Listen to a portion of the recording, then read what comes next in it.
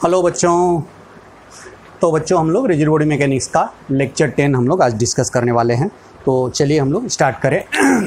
हम लोग last video lecture में हमने देखा था कंबाइंड मोशन के बारे में। What is combined motion and what is rolling motion and types of rolling motion, है ना। तो हमने देखा था कि रोलिंग मोशन आपका दो टाइप्स का होता है, एक प्योर रोलिंग और एक इम्प्योर रोलिंग।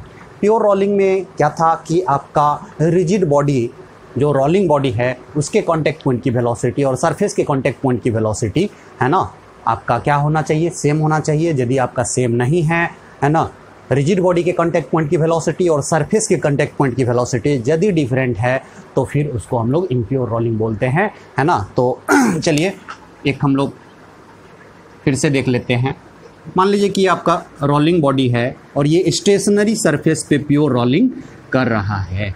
इसका एंगुलर वेलोसिटी जो है ओमेगा है और ये सेंटर है, सेंटर की वेलोसिटी आपका v ऑफ cm है। तो हमने बोला था ये कांटेक्ट पॉइंट आपका क्या है, p है ना, ये कांटेक्ट पॉइंट p है। तो ये p की जो वेलोसिटी होगी, वेलोसिटी ऑफ पॉइंट p, ये क्या बताया था, v of cm minus omega r। और ये चूंकि सरफेस आपका स्टेशनरी है, याद रखेंगे ये वेलोसिटी ऑफ, है ना, s ये वाले पॉइंट का सरफेस के कांटेक्ट पॉइंट का वेलोसिटी ये आपका यहाँ पे 0 है, तो यहाँ पर भी इसको क्या होना पड़ेगा, 0। मतलब यदि सरफेस आपका स्टेशनरी है तो v ऑफ cm बराबर ओमेगा r होता है ना। और प्लस यदि मान लेते हैं ये एंगुलर एक्सीलरेशन इसका अल्फ़ा है ना, तो आपका ये p पॉइंट का दो एक्सीलरेशन होगा। एक एक्सीलरेशन सेंटर की तरफ होगा ओमेगा स्क्वायर r होगा और एक इधर की तरफ होगा a माइनस अल्फ़ा, है ना, अल्फ़ा r, यदि सेंटर का एक्सीलरेशन आपका यदि a है तो, है ना। और याद रखेंगे, है ना, प्योर रोलिंग के केस में यदि आपका ये प्योर रोलिंग कर रहा है, प्योर रोलिंग यदि आपका कर रहा है तो एक्सीलरेशन में भी a माइनस अल्फ़ा r, मतलब कॉन्टैक्ट पॉइंट का टेंजेंशियल एक्सीलरेशन ये भी आपका 0 होगा। मतलब a बराबर अल्फ़ा r, है ना, मतलब a बराबर अल्फ़ा, जहाँ एक इसका एक्सीलरेशन है तो सेंटर का एक्सीलरेशन है, सेंटर का एक्सीलरेशन आपका ये है, a बराबर अल्फ़ा r, ठीक है। और एक बात याद रखना है, ये तो बॉटम पॉइंट हो गया, इसका टॉप पॉइंट का वेलोसिटी क्या होगा। तो टॉप पॉइंट का वेलोसिटी मान लेते हैं ये पॉइंट t है ना, तो टॉप पॉइंट का जो वेलोसिटी हो जाता है, वेलोसिटी ऑफ t जो हो जाएगा, चूँकि ये घूम रहा है ना, हमने बताया था कि कंबाइंड मोशन में किसी भी पॉइंट की वेलोसिटी जो हम लोग कैसे निकालते हैं, तो इस पॉइंट की वेलोसिटी o के रिस्पेक्ट में प्लस o की वेलोसिटी, है ना। तो ये इस पॉइंट का वेलोसिटी o के रिस्पेक्ट में ओमेगा r इधर की तरफ होगा, तो v of cm plus omega r। याद रखेंगे v of cm omega r के बराबर है, तो इसी को हम लोग 2 ऑफ v ऑफ cm बोलेंगे। तो याद रखेंगे कि टॉप की वेलोसिटी जो होता है 2 times of velocity of centre of मास और बॉटम की वेलोसिटी आपका 0 होता है, इस बात को ध्यान में रखेंगे। और एक्सीलरेशन भी, टॉप का एक्सीलरेशन है ना, इसका 2 एक्सीलरेशन होगा, एक ओमेगा स्क्वायर r इधर की तरफ और ये वाला जो आप एक्सीलरेशन देख रहे हैं, है ना, टॉप का टेंजेंशियल एक्सीलरेशन, वो क्या हो जाएगा, a प्लस अल्फ़ा r और यहाँ पे 2a हो जाएगा, क्योंकि a बराबर अल्फ़ा r है तो ये 2a हो जाएगा, है ना। तो टॉप का एक्सीलरेशन भी 2a, है ना, किसके, सेंटर के एक्सीलरेशन का 2 टाइम्स, बॉटम का टेंजेंशियल एक्सीलरेशन 0 होगा, टॉप का टेंजेंशियल एक्सीलरेशन 2a होगा, है ना। तो ध्यान रखेंगे इस बात का, ठीक है। चलो बच्चों, है ना, इसको आप लिख लेंगे पॉज करके। उसके बाद हमने देखा था कि एक इम्पॉर्टेंट पॉइंट हमने और देखा था, उसको भी फिर से हम लोग रिकॉल कर लेते हैं। आपका रोलिंग कर रहा है आपका स्टेशनरी सरफेस पे, यदि आपका प्योर रोलिंग कर रहा है स्टेशनरी सरफेस पे, है ना, तो ये जो कांटेक्ट पॉइंट है इसकी वेलोसिटी, p जो कांटेक्ट पॉइंट है इसकी वेलोसिटी आपका क्या हो जाएगा, p जो पॉइंट है, मतलब वेलोसिटी ऑफ p ये क्या हो जाएगा, 0। मतलब p पॉइंट जो है रेस्ट में है, तो यदि अब इससे पास करता हुआ एक्सिस के अबाउट ये पूरा रिजिड बॉडी, ये पूरा रोलिंग बॉडी क्या करेगा, प्योर रोटेशन करेगा। प्योर रोटेशन में क्या होता है, एक्सिस फिक्स होता है, यदि आप इससे पास करते हैं तो चूंकि इसकी वेलोसिटी 0 है तो ये एक्सिस आपका रेस्ट में आ जाएगा और ये एक्सिस रेस्ट में आ जाएगा। यदि आपका एक्सिस रेस्ट में आ जाता है तो उसको हम लोग बोलते हैं प्योर रोटेशन करता है। और प्योर रोटेशन में क्या होता है कि हर पार्टिकल कैसा मोशन करता है, सर्कुलर मोशन। तो किसी भी पॉइंट की वेलोसिटी यदि आपका निकालना हो, है ना, मान लेते हैं ये वाला पॉइंट की वेलोसिटी चाहिए, मान लेते हैं ये पॉइंट Q है, तो इसकी वेलोसिटी क्या हो जाएगी, है ना, ये ओमेगा इंटू है ना पी क्यू हो जाएगा, मतलब ओमेगा इंटू आर होता है, ओमेगा इंटू आर होता है। यदि आपका ये आर है तो क्या हो जाएगा, ओमेगा इंटू आर हो जाएगा, है ना। इस बात को भी ध्यान में रखेंगे, है ना। और सरकमफ्रेंस वाले पॉइंट का वेलोसिटी हम लोग बताए थे, है ना, बोले थे कि इंपॉर्टेंट है ना, याद रखेंगे। सरकमफ्रेंस वाले पॉइंट का वेलोसिटी क्या हो जाएगा, तो मान लेते हैं कि ये आपका प्योर रोलिंग कर रहा है ना, ये आपका प्योर रोलिंग कर रहा है ना, और ये आपका सेंटर ओ है, ये ओमेगा से प्योर रोलिंग कर रहा है, और सेंटर की वेलोसिटी आपका ये आपका v ऑफ सी एम है ना। मान लेते हैं सरकमफ्रेंस वाला पॉइंट आपका ये आपका P है जो कि कांटेक्ट पॉइंट है ना, और ये Q का वेलोसिटी, जो Q कहाँ पे है, सरकमफ्रेंस पे, है ना, रोलिंग बॉडी के सरकमफ्रेंस पे। तो इसकी जो वेलोसिटी हो जाएगी, पहली बात तो याद रखेंगे इस दोनों मिलाने वाला लाइन के परपेंडिकुलर होगा इसकी वेलोसिटी, है ना, क्योंकि क्या करेगा, इस पॉइंट के अबाउट प्योर रोलिंग करेगा, ओमेगा से प्योर रोलिंग में, है ना, क्या होता है, ये पार्टिकल कैसा मोशन करता रहेगा, सर्कुलर मोशन, और सर्कुलर मोशन में वेलोसिटी रेडियस के परपेंडिकुलर होता है, तो इसके परपेंडिकुलर हो जाएगा v ऑफ q। और हमने बताया था कि यदि ये एंगल यहाँ पे थीटा है तो v ऑफ q क्या हो जाएगा, 2 of v of cm into cos theta. तो इस बात को याद रखेंगे, सरकमफ्रेंस वाले पॉइंट की velocity 2 of v of cm into cos theta हो जाता है बच्चों। इस बात को ध्यान में रखेंगे, ये बहुत ही इंपॉर्टेंट है, भी आई है। समझ में आया बच्चा, तो इसको आप लोग लिख लेंगे और याद रखेंगे। सरकमफ्रेंस वाले किसी भी पॉइंट की वेलोसिटी प्योर रोलिंग के केस में, जब स्टेशनरी सरफेस हो, सरफेस कैसा हो, स्टेशनरी, तो क्या होता है, 2 of v of cm into cos theta. Theta आपका ये है ना। तो चलिए इसको पॉज करके लिख लेंगे और हम लोग इस पर क्वेश्चन स्टार्ट करते हैं। चलिए बच्चों, इस पर हम लोग क्वेश्चन स्टार्ट करते हैं, फटाफट हम लोग क्वेश्चन आज बनाएंगे। आज हम लोग जो है ना कंबाइंड मोशन से रिलेटेड क्वेश्चन करने वाले हैं, और जस्ट आप लोग का शुरू होने वाला है ना, 12th का ऑप्टिक्स स्टार्ट करने वाले हैं, इसीलिए आप लोग परेशान होने की ज़रूरत नहीं है ना। आपका जस्ट आप लोग का ऑप्टिक्स स्टार्ट करेंगे, है ना, तो शुरू हो जाना है ना। तो चलिए आपका ये, चलिए क्वेश्चन एक करते हैं हम लोग। चलिए मान लेते हैं कि एक रोलिंग बॉडी है, रोल कर रहा है, प्योर रोलिंग कर रहा है, ये स्टेशनरी सरफेस पे, है ना, स्टेशनरी सरफेस पे क्या कर रहा है, प्योर रोलिंग कर रहा है ना, और वेलोसिटी दिया हुआ, ये आपका सेंटर ओ है, ये सेंटर ओ है, और इसका जो रेडियस दिया हुआ है, रेडियस आपका कैपिटल आर है। मान लेते हैं इस पे कुछ पॉइंट दिया हुआ है, P, ये Q है, ये R है, और ये क्या है आपका S है। ध्यान में रखेंगे, ये वाला जो दूरी आप देख रहे हो ये भी R है, ये वाला भी दूरी R है, ये वाला भी दूरी R है, पूरा सेंटर से हर पॉइंट R दूरी पे है ना। और क्या कर रहा है, प्योर रोलिंग कर रहा है, प्योर रोलिंग, है ना।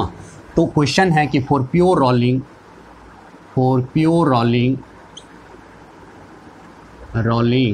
फाइंड, पहला में क्या फाइंड करना है, velocity of P upon velocity of R। दूसरा फाइंड करना है आपको वेलोसिटी ऑफ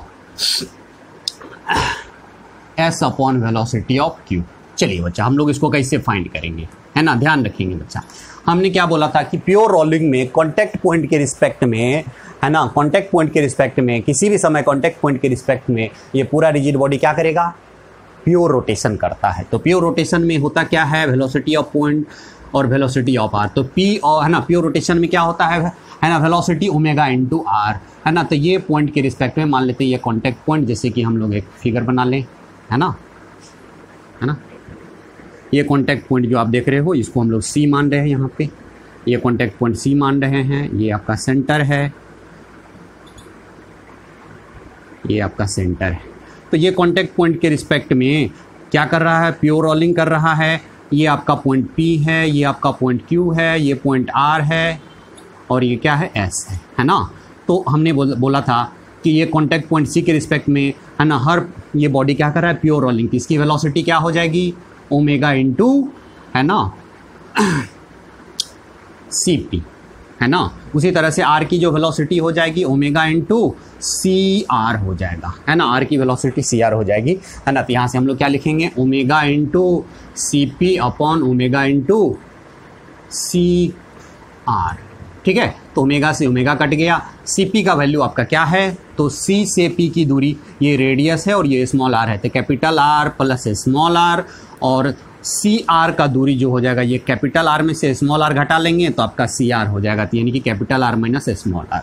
चलिए ये तो पहला आपका निकल गया। दूसरा हम लोग निकालेंगे velocity of S upon velocity of Q, है ना। तो ये क्या हो जाएगा, है ना, तो ये वाला पॉइंट का जो इसका वेलोसिटी होगा एस का, यहाँ से मिलाएंगे और इस पे खींच परपेंडिकुलर होगा इसका velocity, omega into C S, है ना, ये हो जाएगा। तो मतलब omega into C S upon omega into C Q, चूँकि क्यू की वेलोसिटी है, ओमेगा से ओमेगा कट गया। अब देखेंगे सी एस और सी क्यू दोनों क्या होगा, बराबर होगा, और होगा कितना, रूट अंडर, है ना, ये वाला दूरी स्मॉल आर है और ये वाला कैपिटल आर है, तो क्या हो जाएगा स्मॉल आर का स्क्वायर प्लस कैपिटल आर का स्क्वायर, तो दोनों तो बराबर है, कट गया, कितना हो गया 1 हो गया। तो चलिए इसको पॉज करके आप लोग लिख लेंगे बच्चा।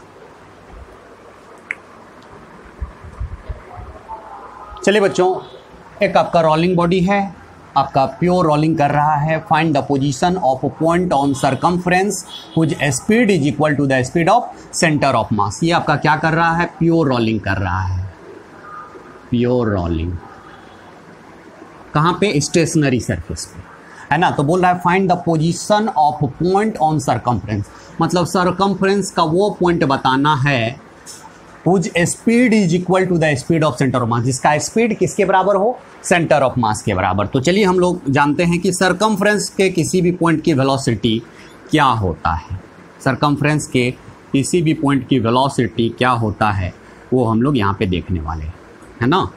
सरकम बता चुके हैं हम लोग क्या होता है। मान लेते हैं आपका ये वाला पॉइंट है ना, ये कॉन्टैक्ट पॉइंट सी है और ये पी पॉइंट है, ये ओ है ना।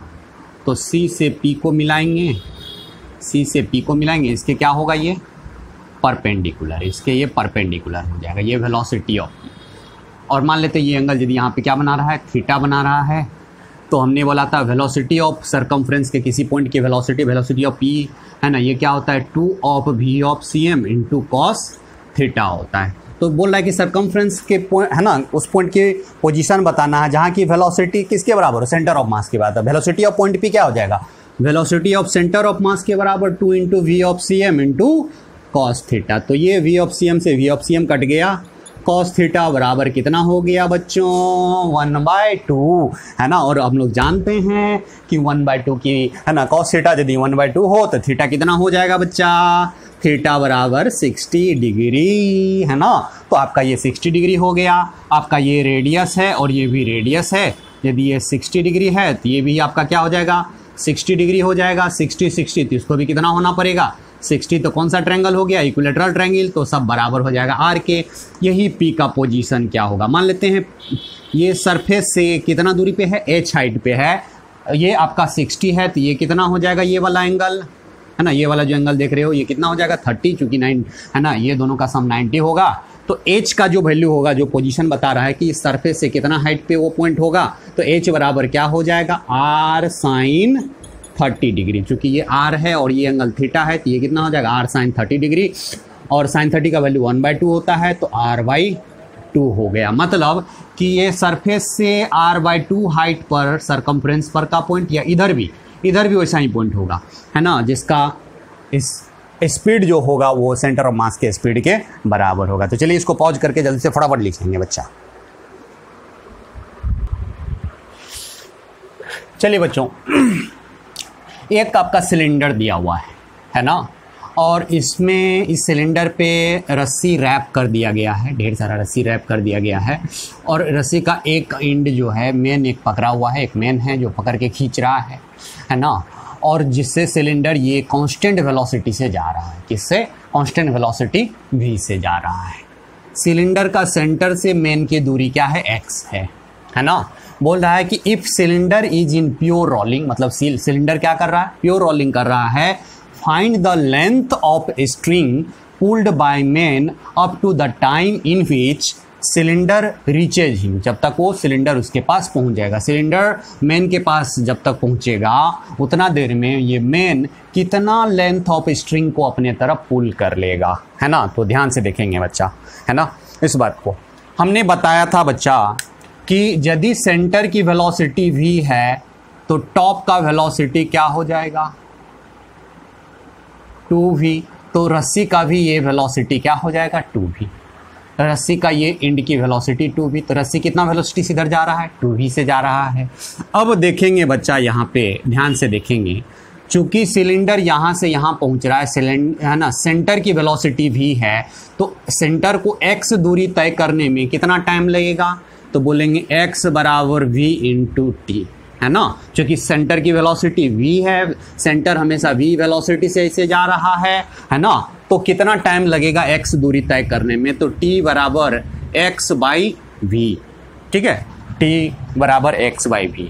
अब देखो रस्सी का ये एंड की वेलोसिटी क्या हो जाएगी 2v, तो रस्सी कितना वेलोसिटी से इधर मूव करेगा, है ना, मतलब मैन जो है रस्सी को कितना वेलोसिटी से अपने तरफ पुल करेगा, खींचेगा, तो 2v से खींचेगा, है ना। तो रस्सी का ये वेलोसिटी 2v है, तो इतना ही टाइम में कितना रस्सी पुल हो जाएगा, तो लेंथ ऑफ रस्सी बराबर क्या हो जाएगा 2v इंटू टी, चूँकि रस्सी की वेलोसिटी 2v है ना। चूँकि आपका रस्सी जो है, स्ट्रिंग जो है, इस पर स्लिप नहीं कर रहा है, तो जो रोलिंग बॉडी का वेलोसिटी यहाँ पे है वही स्ट्रिंग की वेलोसिटी हो जाएगी। तो रोलिंग बॉडी की वेलोसिटी टॉप का क्या होता है 2v, हमने बताया था, सेंटर ऑफ मास का 2 टाइम्स होता है, जस्ट इससे पहले बताया था, है ना। तो यहाँ पे t का वैल्यू हमने 2v और t का वैल्यू क्या आ चुका है x बाई v, तो v से v कट गया, कितना हो गया 2x, तो कितना लेंथ रस्सी का, है ना, कितना रस्सी का कितना लेंथ को अपने तरफ पुल करेगा, तो 2x रस्सी को पुल करेगा। यदि आपका सिलेंडर, है ना, x मूव करेगा, सिलेंडर का सेंटर यदि x मूव करेगा तो रस्सी कितना पुल होगा 2x, मतलब 2 टाइम्स पुल होगा। तो चलिए इसको आप लोग पॉज करके लिख लेंगे बच्चा।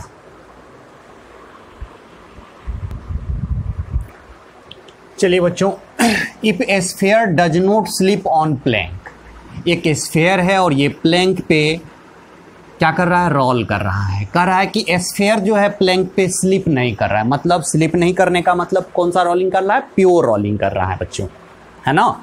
और जहाँ पे स्लिपिंग होता है उसको हम लोग इम्प्योर रोलिंग बोलते हैं, इसीलिए उसका नाम ही है स्लिपिंग विथ, है ना, रोलिंग विथ स्लिपिंग, है ना। तो चलिए बच्चों, मतलब प्योर रोलिंग में बताना है ना, कह रहा है कि sphere does not slip on plank then find velocity of plank vp, plank की वेलोसिटी बताना है ओमेगा और v के टर्म में, जैसे, है ना, ये स्फीयर जो है आपका ओमेगा एंगुलर वेलोसिटी से क्या कर रहा है, रोटेट कर रहा है, और सेंटर की वेलोसिटी आपका v है ना। तो चलिए बच्चों, इसी बात को हम लोग देखते हैं, हम थोड़ा सा अलग अलग कर दिए हैं जिससे कि एकदम क्लियर दिखे। ये प्लैंक की वेलोसिटी vp है, तो प्लैंक का जो, है ना, प्लैंक का कांटेक्ट पॉइंट जो है उसने हमने s माना है, और स्फीयर का कांटेक्ट पॉइंट को हमने c माना है। इसकी वेलोसिटी ऑफ c क्या हो जाएगा बच्चा, चूँकि सेंटर का वेलोसिटी v है और ये ओमेगा से मूव कर रहा है, तो क्या हो जाएगा v माइनस ओमेगा r, और s का वेलोसिटी ऑफ s क्या हो जाएगा, वेलोसिटी ऑफ t, है ना। तो फॉर प्योर रोलिंग, चूँकि स्लिप नहीं कर रहा है, तो किसके लिए, फॉर प्योर रोलिंग हमने क्या बोला था, रोलिंग बॉडी का कांटेक्ट पॉइंट की वेलोसिटी और सरफेस के कांटेक्ट पॉइंट की वेलोसिटी दोनों क्या हो जाता है, सेम, तो क्या हो जाएगा v माइनस ओमेगा r बराबर वेलोसिटी ऑफ p, है ना। तो वेलोसिटी ऑफ p बराबर क्या हो जाएगा, v माइनस ओमेगा r, यानी कि प्लैंक की वेलोसिटी आपका इतना हो गया। चलिए इसको पॉज करके लिख लेंगे बच्चा।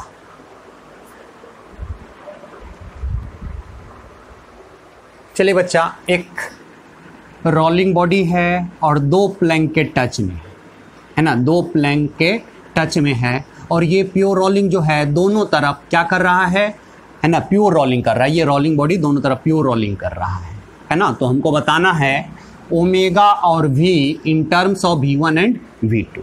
तो चलिए बच्चों, इसको हम लोग कैसे सॉल्व करते हैं, ध्यान से देखेंगे। चूँकि ये आपका प्लैंक है, ये आपका रोलिंग बॉडी है, ये दूसरा प्लैंक है।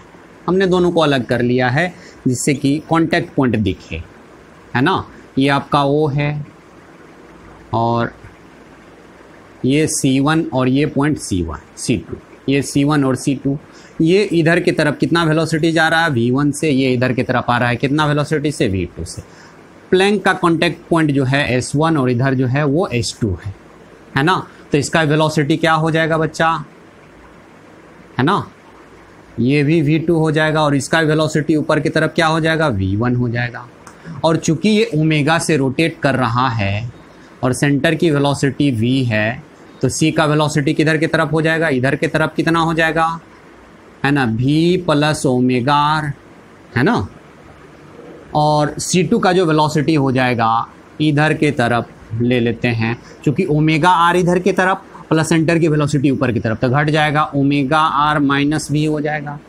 ठीक है, तो हम लोग जानते हैं कि प्योर रोलिंग के लिए, फॉर प्योर रोलिंग, है ना, वेलोसिटी ऑफ C1 बराबर क्या हो जाएगा, वेलोसिटी ऑफ S1। तो C1 की वेलोसिटी क्या हो जाएगा, V प्लस ओमेगा R बराबर V1, है ना। S1 का वेलोसिटी V1 है। चलिए ये इक्वेशन 1। सिमिलरली, है ना, अगेन वेलोसिटी ऑफ C2 बराबर वेलोसिटी ऑफ S2, तो भी, है ना, C2 की वेलोसिटी क्या हो जाएगी, ओमेगा R माइनस V। चूंकि ये ओमेगा से घूम रहा है तो इसका वेलोसिटी ओमेगा R इधर की तरफ, वेलोसिटी सेंटर का ऊपर की तरफ है, तो ओमेगा R माइनस V। चूंकि ऊपर की तरफ है तो चूंकि नीचे वाला वेलोसिटी को प्लस माने हो तो ऊपर वाला क्या हो जाएगा, माइनस, तो ओमेगा R माइनस V। तो यहाँ पे क्या हो जाएगा, ओमेगा R माइनस V बराबर क्या चीज़, V2। ये इक्वेशन दूसरा, है ना। तो अब दोनों को सॉल्व करते हैं, दोनों को ऐड कर दें तो V और V कट जाएगा, 2 ओमेगा R बराबर V1 प्लस V2, है ना। क्या कर लें, एडिंग फर्स्ट एंड सेकेंड, दोनों को ऐड कर लेते हैं तो क्या हो जाएगा, 2 ओमेगा R बराबर V1 प्लस V2। यहाँ से ओमेगा का वैल्यू क्या हो जाएगा, V1 plus V2 upon 2R। ठीक है बच्चों, चलिए फिर क्या करते हैं,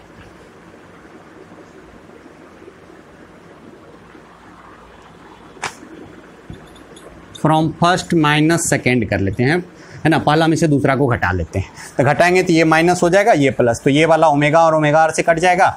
2V बराबर क्या हो जाएगा, 2V बराबर V1 प्लस V2। तो यहाँ से V का वैल्यू हो जाएगा V1 प्लस V2/2।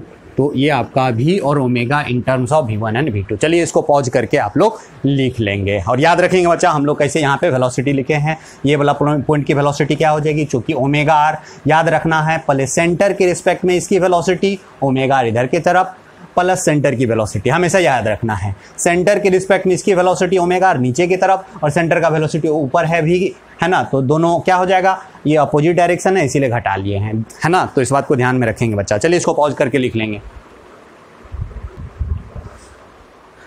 चलिए बच्चों, एक बहुत ही इंपॉर्टेंट क्वेश्चन देखते हैं। VVI क्वेश्चन है, वेरी वेरी इंपॉर्टेंट क्वेश्चन है, बहुत ही बढ़िया क्वेश्चन है।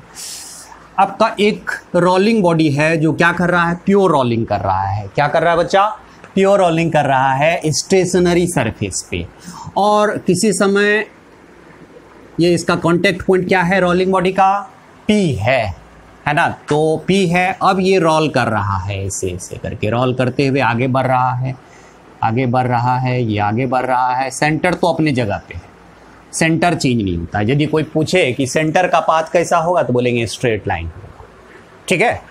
लेकिन कांटेक्ट पॉइंट जो P है इसका पाथ क्या होगा, तो कुछ देर के बाद P यहाँ पहुँच जा रहा है, ऐसे घूमते घूमते कुछ देर के बाद P पॉइंट यहाँ पहुँच गया, फिर P पॉइंट कहाँ चला गया, ऊपर चला गया, फिर P पॉइंट कहाँ आ गया, यहाँ आ गया, फिर P पॉइंट नीचे आ गया। और बोलेंगे कि अगेन यदि P पॉइंट नीचे आ गया तो ये क्या कर लिया, एक रोटेशन कर लिया, है ना। और P जहाँ जहाँ पहुँचा है उस पॉइंट को यदि मिला लें तो ये P का क्या हो जाएगा, पाथ हो जाएगा। और जो P पाथ जो फॉलो किया है उस पाथ का नाम क्या है, साइक्लोइड, है ना। जो ये कर्व होता है इस कर्व का नाम है साइक्लोइड, है ना, साइक्लोइड है। इस कर्व का नाम क्या है, साइक्लोइड है, याद रखेंगे। तो हमको यहाँ पे पूछ रहा है find the distance travel by point P in one rotation. एक रोटेशन में ये पी कितना दूरी तय करेगा, मतलब इसका लेंथ हमको बताना है। ये साइक्लोइड का लेंथ इन वन रोटेशन, मतलब ऐसा चलते रहेगा। फिर कुछ देर के बाद मतलब पी पॉइंट जो पाथ होगा वो ऐसा हो जाएगा, है ना, साइक्लोइड। फिर उसके बाद ऐसा, फिर उसके बाद ऐसा पाथ फॉलो करेगा। इसको क्या बोलेंगे हम लोग? साइक्लोइड बोलेंगे। ठीक है बच्चों, तो एक रोटेशन में यहाँ से यहाँ आया, फिर अगले रोटेशन में यहाँ आया, फिर अगले रोटेशन में ऐसा आएगा। तो ये वाला दूरी हमको बोल रहा है निकालने के लिए। ध्यान में रखेंगे बच्चा, हम लोग इसको कैसे सॉल्व करेंगे, बहुत ही इंपॉर्टेंट है, और जो रिजल्ट आएगा उसको याद ही रख लेंगे बच्चा। चलिए, बहुत ही बढ़िया सवाल है एकदम, है ना। तो चलिए हम लोग कैसे इसको सॉल्व करते हैं। मान लेते हैं किसी समय एट एनी टाइम टी पे एट एनी टाइम टी, है ना, मान लो टी बराबर 0 से यहाँ से चला और यहाँ पहुँच जाता है, तो बोलेंगे एक रोटेशन जो कंप्लीट किया उसको क्या बोलेंगे? टाइम पीरियड, है ना। तो टाइम पीरियड, तो चलिए किसी समय एट एनी टाइम टी पे, सेंटर तो यहाँ पे है, पी पॉइंट मान लेते हैं यहाँ चला गया, पी पॉइंट कहाँ पहुँच गया? यहाँ पहुँच गया, है ना। तो ये एंगल हम लोग मान लेते हैं कितना है? थीटा है ना, थीटा है। पी पॉइंट यहाँ चला गया, तो कितना रोटेट कर लिया? ये वाला, चूंकि एंगुलर वेलोसिटी क्या है? ओमेगा है, तो कितना रोटेट कर लेगा? ओमेगा इंटू टी, है ना, ओमेगा इंटू टी रोटेट करेगा। ये रेडियस है और ये भी रेडियस है, तो ये भी अगेन क्या हो जाएगा? थीटा हो जाएगा। और अब पी का स्पीड क्या होगा? पी का स्पीड, तो स्पीड ऑफ पी जो है हमने बताया था 2 times of velocity of centre of mass v of C M. मान लेते हैं v ऑफ सी एम, यहाँ पे v दिया हुआ है, इंटू क्या होता है? Cos theta. तो कितना हो जाएगा? 2v कॉस थीटा, है ना। और टी टाइम में कितना रोटेट कर लिया? ओमेगा रोटेट कर लिया। चूंकि ओमेगा एंगुलर वेलोसिटी है, ये सेंटर ओ है, तो टी टाइम में कितना रोटेट करेगा? ओमेगा इंटू टी, और ओमेगा चूंकि यहाँ पे कांस्टेंट है। चलिए बच्चों ध्यान रखेंगे। तो अब इस ट्रायंगल से देखेंगे, ये थीटा, ये ओमेगा, यानी कि थीटा प्लस ओमेगा टी बराबर कितना है? पाई है। कितना है बच्चा? ध्यान में रखेंगे, पाई है। तो यहाँ से 2 थीटा, है ना, प्लस ओमेगा टी बराबर पाई, इसको उधर ले जाएंगे तो थीटा बराबर क्या हो जाएगा बच्चा? Pi by 2 minus omega T by 2। चलिए ध्यान में रखिए।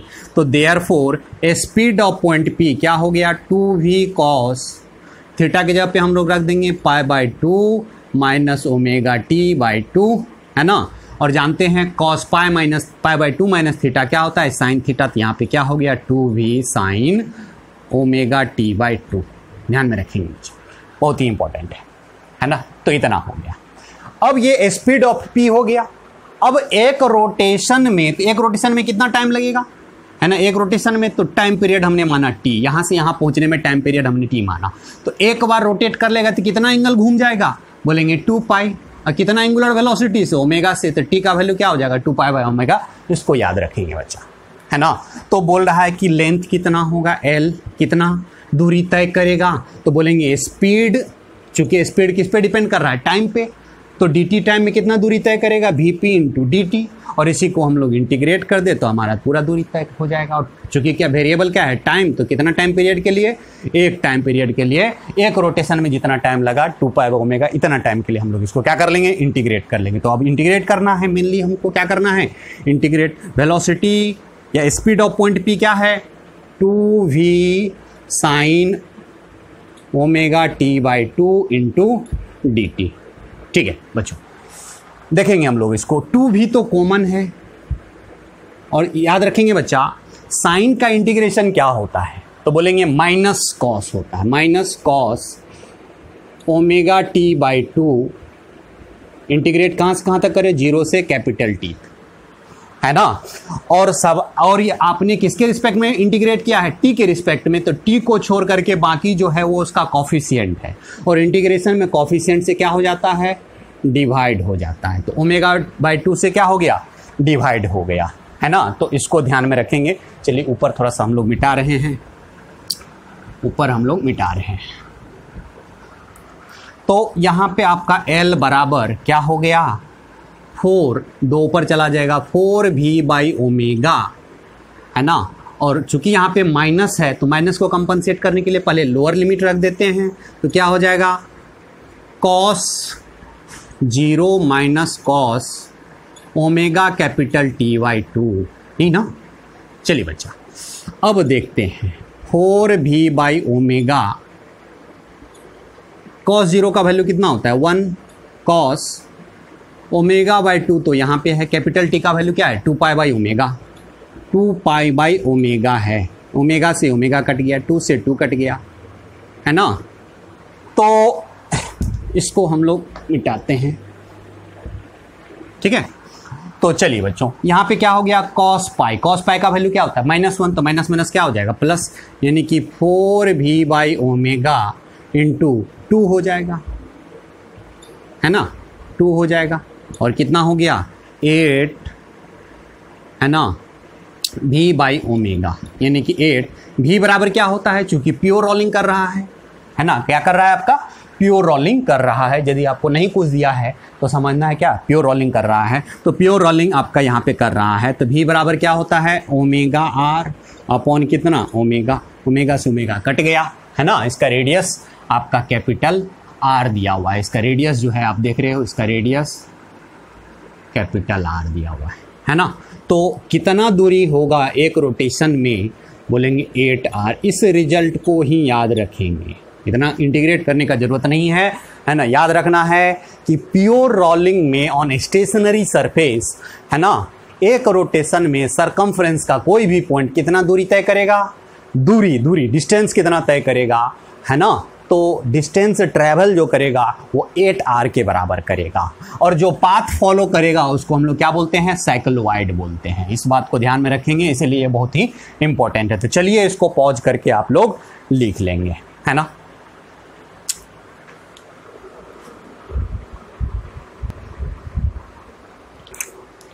चलिए हम लोग थोड़ा सा इम्प्योर रोलिंग देखते हैं। इम्प्योर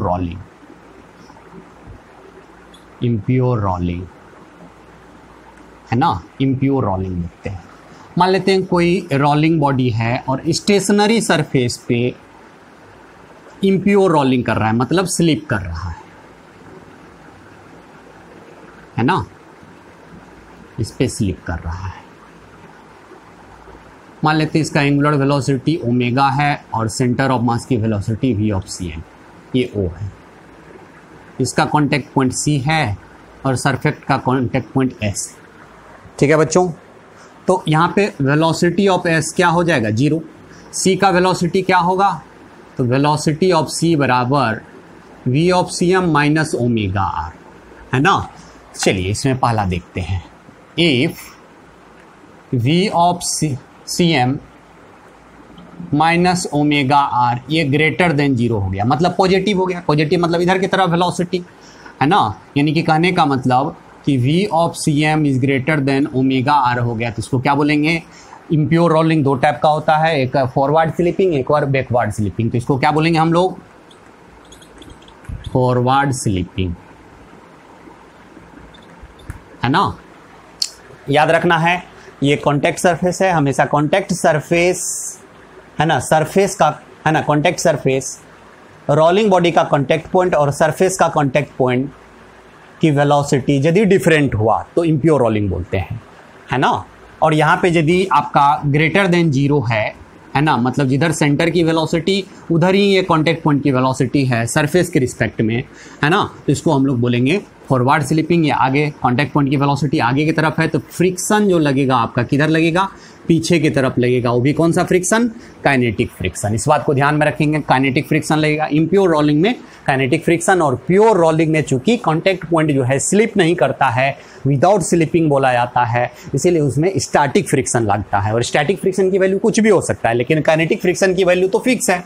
यहाँ पे यदि काइनेटिक फ्रिक्शन यदि आपसे पूछे तो म्यू इंटू नॉर्मल होता है, म्यू इंटू नॉर्मल होता है। चलिए दूसरा,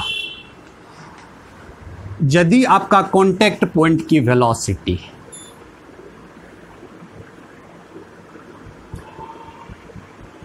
ये ओमेगा से रोटेट कर रहा है और सेंटर की वेलोसिटी V/cm है ना, ये आपका C है ना।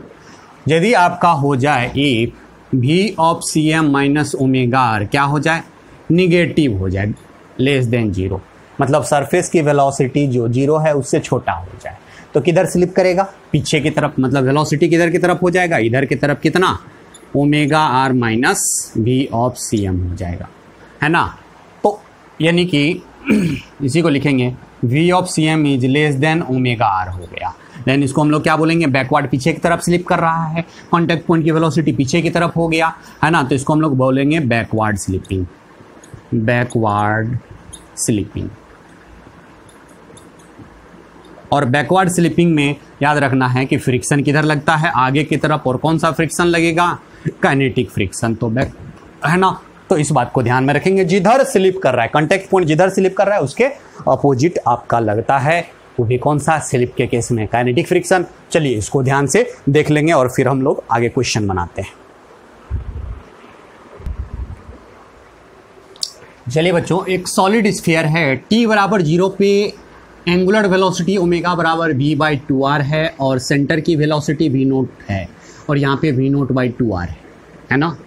तो आप क्या देख रहे हो, कांटेक्ट पॉइंट जो यहाँ पे c होगा, ये जो कांटेक्ट पॉइंट c है ना, c की वेलोसिटी क्या है, यहाँ पे वेलोसिटी ऑफ c देखेंगे तो v of C M minus omega R, v of C M क्या है, v0 माइनस ओमेगा की वैल्यू क्या है, v0/2r इंटू आर, है ना, यानी कि कितना हो गया, v0/2, मतलब कॉन्टैक्ट की वेलोसिटी इधर की तरफ v0 हो गया, मतलब कैसा रोलिंग है, ये ग्रेटर देन जीरो हुआ, तो ये कौन सा रोलिंग कर रहा है, इम्प्योर रोलिंग, फॉरवर्ड स्लिपिंग हो रहा है, तो फ्रिक्शन लगेगा कौन सा, पीछे लगेगा, कौन सा फ्रिक्शन, काइनेटिक फ्रिक्शन, है ना, काइनेटिक फ्रिक्शन लग रहा है, लगेगा, है ना। तो find the time after which it start pure rolling, कह रहा है कि कितना देर के बाद ये प्योर रोलिंग स्टार्ट कर देगा। अब सवाल है कि ये समझना है कि प्योर रोलिंग ये कुछ देर के बाद क्यों शुरू कर देगा। ये फ्रिक्शन जो है, हमेशा फ्रिक्शन क्या चाहता है कि कॉन्टैक्ट सरफेस का स्लिपिंग को प्रिवेंट करे, है ना, तो ये प्रिवेंट करना चाहेगा,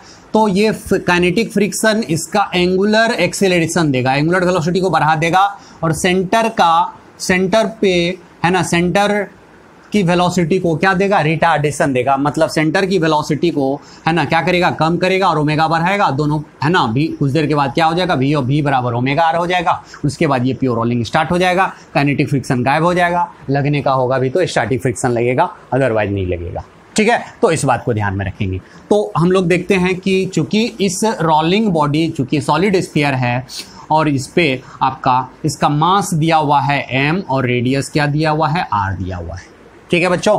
तो चलिए, तो इस पे सिर्फ एक ही फोर्स लग रहा है, हम लोग जानते हैं कि F नेट बराबर mass into acceleration of centre of मास होता है ना, सेंटर ऑफ मास का एक्सेलेरेशन, तो नेट फोर्स में क्या लग रहा है, F के बराबर मास इंटू एक्सेलेरेशन किसका, सेंटर ऑफ मास का, और काइनेटिक फ्रिक्शन बराबर होता है म्यू mg बराबर मास इंटू एक्सेलेरेशन, कट गया, यहाँ पे एक्सेलरेशन की वैल्यू हो गया म्यू जी, और ये भी क्या चीज़, चूँकि फ्रिक्शन लग रहा है पीछे की तरफ, एंगुलर रिटार्डेशन होगा, मतलब एक्सेलरेशन पीछे की तरफ हो जाएगा सेंटर का, है ना। तो हम लोग जानते हैं v बराबर v0 प्लस या v बराबर u प्लस AT होता है, तो यहाँ से कुछ देर के बाद जो t टाइम के बाद जो इसकी वेलोसिटी हो जाएगी v0 माइनस a के जगह पे हो जाएगा म्यू जी इंटू टी, चूँकि एंगुलर रिटार्डेशन, है ना।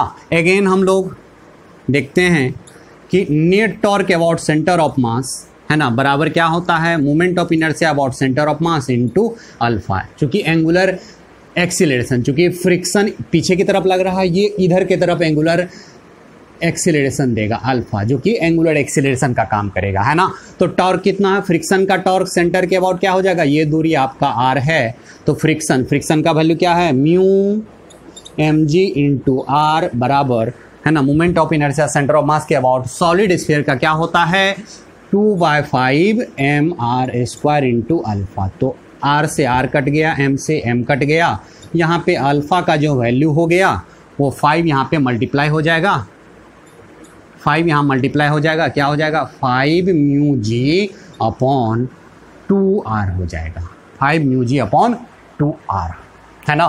तो हम लोग जानते हैं कि ओमेगा बराबर omega naught plus alpha T, यहाँ से ओमेगा की वैल्यू जो हो जाएगी वो कितना हो जाएगा बच्चा, ओमेगा नोट कितना है v0/2r, we note by 2r mine, है ना, प्लस हो जाएगा क्योंकि एंगुलर एक्सीलरेशन दे रहा है, जिधर ओमेगा है उधर ही एक्सीलरेशन है, एंगुलर एक्सीलरेशन। तो 5 म्यू जी अपॉन 2r इंटू टी, ठीक है। और जब प्योर रोलिंग स्टार्ट होगा, है ना, जब प्योर रोलिंग स्टार्ट होगा, चलिए हम लोग दो चीज़ को रहने देते हैं, बाकी को हम लोग मिटाते हैं।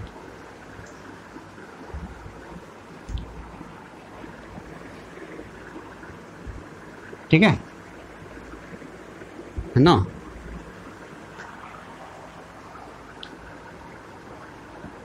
When solid sphere start, है ना, starts pure rolling, उस समय क्या हो जाएगा, v बराबर ओमेगा आर हो जाएगा, है ना। तो v का वैल्यू क्या है, v naught minus mu G T, और ओमेगा का वैल्यू कितना है, v naught by 2r plus 5 mu G by 2r into T into क्या हो जाएगा, r ना। चलिए अच्छा, हम ये दोनों को भी हम मिटा देते हैं, है ना। तो r से आपका ये दोनों कट जाएगा, है ना, और देखते हैं क्या हो जाएगा बच्चा, 2 एलसीएम 2 हो जाएगा, 2 यहाँ पे multiply, 2 V naught minus 2 mu G T बराबर V naught plus 5 mu G into T. इसको उधर ले जाएंगे तो 7 हो जाएगा, और इसको इधर लेंगे तो, है ना, तो क्या हो गया, 7 म्यू जी टी बराबर वी नोट, यहाँ से टी का वैल्यू हो गया कितना, तो we naught upon 7 mu G. चलिए इसको पॉज करके लिख लेंगे, फटाफट लिखेंगे बच्चा।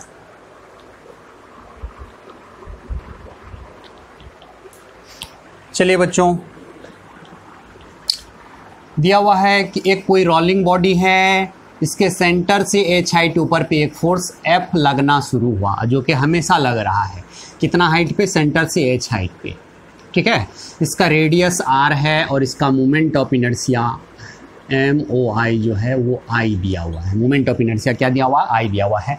बहुत ही इम्पोर्टेंट है, VVI है, और इस यहाँ से जो रिजल्ट आएगा उसको आप याद रख लेंगे, है ना। इसको, इससे रिजल्ट जो आएगा उसको याद रख लेंगे, उसको हम लोग डायरेक्ट यूज़ करेंगे, ठीक है बच्चों। तो ध्यान से यहाँ पे देखेंगे क्या बोल रहा है, find friction for pure rolling, है ना। यदि F ऑलवेज लग रहा है तो फ्रिक्शन कितना लगेगा प्योर रोलिंग के लिए, है ना। और याद रखना है प्योर रोलिंग में कौन सा फ्रिक्शन लगता है बच्चों, तो स्टैटिक फ्रिक्शन लगता है ना। कौन सा फ्रिक्शन, स्टैटिक फ्रिक्शन, FS मतलब स्टैटिक फ्रिक्शन लगता है, ध्यान रखेंगे बच्चा, स्टैटिक फ्रिक्शन लगता है। तो स्टैटिक फ्रिक्शन मान लेते हैं कहाँ लग रहा है, पीछे लग रहा है ना, पीछे लग रहा है, और इसकी वैल्यू क्या होगी, है ना। तो कोई बच्चा बोलेगा पीछे क्यों, आगे क्यों नहीं लगेगा, बोलेंगे आपकी मर्जी है, मान लो, चाहे आगे मान लो या पीछे मान लो। यदि आपने मान का चला, है ना, पीछे माना है और इसकी वैल्यू आपका पॉजिटिव आ गया, इसका मतलब पीछे है। और यदि आपने आगे मान लिया और मान लो कि वैल्यू आपका क्या आ गया, नेगेटिव आ गया, इसका मतलब पीछे लग रहा है, जो, है ना, जो माना है आपने, चाहे आगे मानोगे या पीछे मानोगे, है ना। तो चलिए इसमें कोई परेशानी नहीं है। चलिए हम लोग देखते हैं, चूंकि यहाँ पे फ्रिक्शन लग रहा है, दो फोर्स लग रहा है ना, तो दो फोर्स लग रहा है, तो इसका क्या होगा, एक्सेलरेशन होगा। एक एंगुलर एक्सेलरेशन, तो मान लेते हैं एंगुलर एक्सेलरेशन इधर की तरफ, और सेंटर का एक्सेलरेशन आपका क्या हो गया, A, है ना, सेंटर का एक्सेलरेशन A। और प्योर रोलिंग याद रखना है कि प्योर रोलिंग के केस में एंगुलर एक्सेलरेशन बराबर क्या होता है, फॉर प्योर रोलिंग के केस में, फॉर प्योर रोलिंग के लिए एंगुलर एक्सेलरेशन, है ना, A बराबर क्या होता है, अल्फा आर, या अल्फा बराबर क्या होगा, A/R होगा, इन होगा बच्चा। चलिए चूंकि कर रहा है प्योर रोलिंग आपका, तो नेट फोर्स बराबर क्या होता है, फोर्स का इक्वेशन लगाते हैं। नेट फोर्स बराबर क्या होता है, मास इनटू एक्सीलरेशन। तो नेट फोर्स आपका कितना हो जाएगा, F लग रहा है आगे, फ्रिक्शन को आपने माना है पीछे, तो क्या हो जाएगा, F माइनस FS बराबर मास इनटू एक्सीलरेशन। ये पहला इक्वेशन हमने माना, ये फोर्स का इक्वेशन लिखा। अब अगेन हम लोग लिखते हैं टॉर्क का इक्वेशन, और हमने बोला है कि कंबाइंड मोशन में हमेशा टॉर्क का इक्वेशन किसके अबाउट लिखना है, सेंटर ऑफ मास के अबाउट। यदि सेंटर ऑफ मास के अबाउट नहीं लिखेंगे तो स्यूडो फोर्स को ध्यान में रखना पड़ेगा, स्यूडो फोर्स का, है ना, टॉर्क आपको लगाना पड़ेगा। तो ये हम लोग यहाँ पे लिखते हैं, है ना, टॉर्क अबाउट सेंटर ऑफ मास, है ना, बराबर क्या हो जाएगा, आई about centre of mass into alpha. चलिए ठीक है, तो सेंटर ऑफ मास के अबाउट टॉर्क, यहाँ पे फ्रिक्शन जो है ये क्या कर रहा है, सपोर्ट कर रहा है, और ये फोर्स भी क्या कर रहा है, सपोर्ट कर रहा है। सेंटर ऑफ मास के अबाउट टॉर्क कितना हो जाएगा, फोर्स एफ है और दूरी कितना है सेंटर ऑफ मास से, एच है, तो कितना हो जाएगा, एफ इंटू एच प्लस, है ना, और फ्रिक्शन का एफ एस इंटू आर बराबर क्या हो जाएगा, आई इंटू अल्फा। अल्फा का वैल्यू क्या हो जाएगा, ए बाई आर, तो ए बाई आर हम लोग कर दें, ध्यान में रखेंगे बच्चा, क्या कर दिया हमने, ए बाई आर। चूंकि यहाँ पे ऐड इसलिए हो गया कि ये जो फ्रिक्शन है ये भी टॉर्क देगा अंदर की तरफ, है ना, क्रॉस में देगा, और ये एफ जो है ये भी टॉर्क देगा अंदर की तरफ, तो दोनों सेम डायरेक्शन में, इसीलिए हमने जोड़ लिया है। चलिए बच्चा, एक काम करते हैं, इसी इक्वेशन में m दोनों तरफ मल्टीप्लाई कर लेते हैं, इससे बेनिफिट हो जाएगा कि m a की जगह पे हम लोग f माइनस एफ एस डाल देंगे। तो चलिए m हम लोग मल्टीप्लाई कर लेते हैं, तो क्या हो जाएगा, m F H plus m F S into R बराबर I by R into mass into acceleration. और मास इंटू एक्सेलरेशन हम लोग पहले इक्वेशन से रख दें, है ना, तो पहले इक्वेशन से यदि आप मास इंटू एक्सेलरेशन की वैल्यू रख देते हैं आर और यहाँ पे मल्टीप्लाई कर लेते हैं, तो क्या हो जाएगा, M F H R plus M R square into F S बराबर आई, और एम ए की जगह पे हम लोग क्या लिखेंगे, एफ माइनस एफ एस लिखेंगे। ठीक है, चलिए बच्चों, बहुत अच्छा, है ना, तो चलिए हम लोग मल्टीप्लाई कर लेते हैं, है ना, तो यहाँ पे हो जाएगा F M R H plus F S M R square बराबर I into F minus I into F S. चलिए, अब चूंकि हमको स्टैटिक फ्रिक्शन की वैल्यू निकालना है, इसको हम लोग इधर ले आते हैं और ये वाले को उधर भेज लेते हैं। चलिए बच्चों, है ना, तो हम लोग यहाँ थोड़ा सा मिटा रहे हैं और लिख रहे हैं, यहाँ से जो रिजल्ट आएगा डायरेक्ट उसको आप लोग याद रख लेंगे बच्चा, डायरेक्ट उसको याद रख लेंगे, यहाँ से रिजल्ट जो आएगा उसको आप लोग याद रखेंगे, है ना, क्योंकि डायरेक्ट हम लोग इसको यूज़ करेंगे, है ना, तो आपका बहुत सारा टाइम का क्या हो जाएगा, सेव हो जाएगा, है ना, बहुत सारा टाइम आपका बच जाएगा, नहीं तो बार बार आपका टॉर्क का इक्वेशन लिखना पड़ेगा, लिखना। चलिए इधर आते हैं हम, तो ये एफ एस को इधर ले आते हैं, एफ एस कॉमन आ जाएगा, एफ एस कॉमन आएगा, जो आई इधर आ गया प्लस में, प्लस एम आर स्क्वायर, आई प्लस एम आर स्क्वायर, इसको उधर कर लेंगे, एफ कॉमन ले लेते हैं, एफ कॉमन लेंगे तो क्या हो जाएगा, I minus M R into H, है ना, तो देयरफॉर स्टैटिक फ्रिक्शन जो हो गया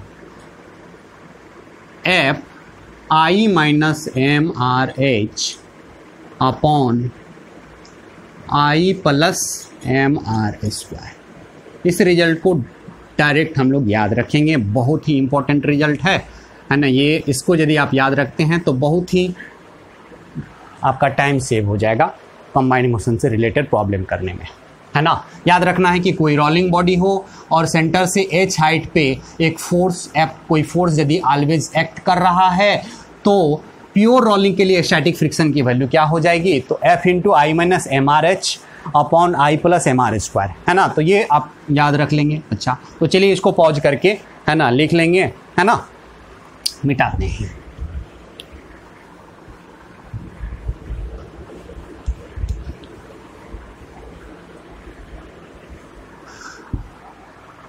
चलिए क्वेश्चन हम लोग करते हैं।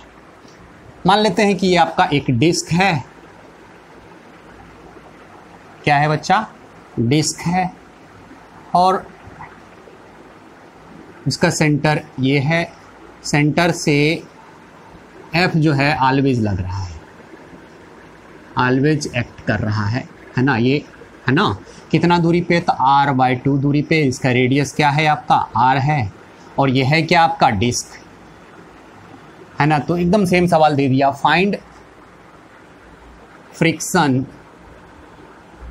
For pure rolling. जैसे ही प्योर रोलिंग बोलेगा फ्रिक्शन आपका कौन सा लगेगा, स्टैटिक फ्रिक्शन। तो चलो हम लोग स्टैटिक फ्रिक्शन की अभी जो वैल्यू निकाला है उसको हम लोग डायरेक्ट यूज करने वाले हैं।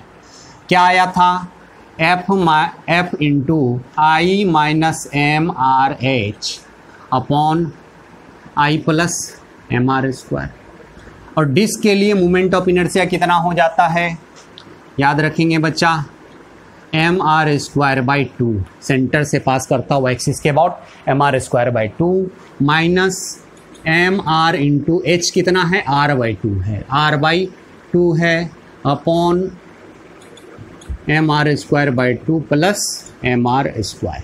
चलिए अब देखेंगे यहाँ पर भी mr²/2 कट के क्या हो जाएगा 0, यानी कि स्टैटिक फ्रिक्शन आपका क्या हो जाएगा 0। यानी कि डिस्क के केस में यदि सेंटर से r/2 दूरी पे यदि कोई फोर्स ऑलवेज है ना एक्ट कर रहा हो तो प्योर रोलिंग के लिए कोई भी स्टैटिक फ्रिक्शन की ज़रूरत नहीं होगा। मतलब यहाँ पे स्टैटिक फ्रिक्शन Fs बराबर क्या हो जाएगा 0 हो जाएगा। चलिए इसको पॉज करके जल्दी फटाफट लिख लेंगे, है ना।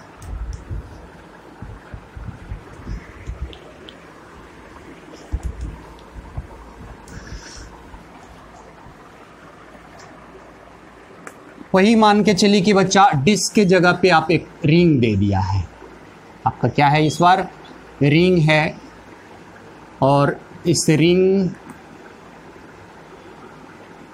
का सेंटर O है, इसका रेडियस R है, और इस बार यहाँ से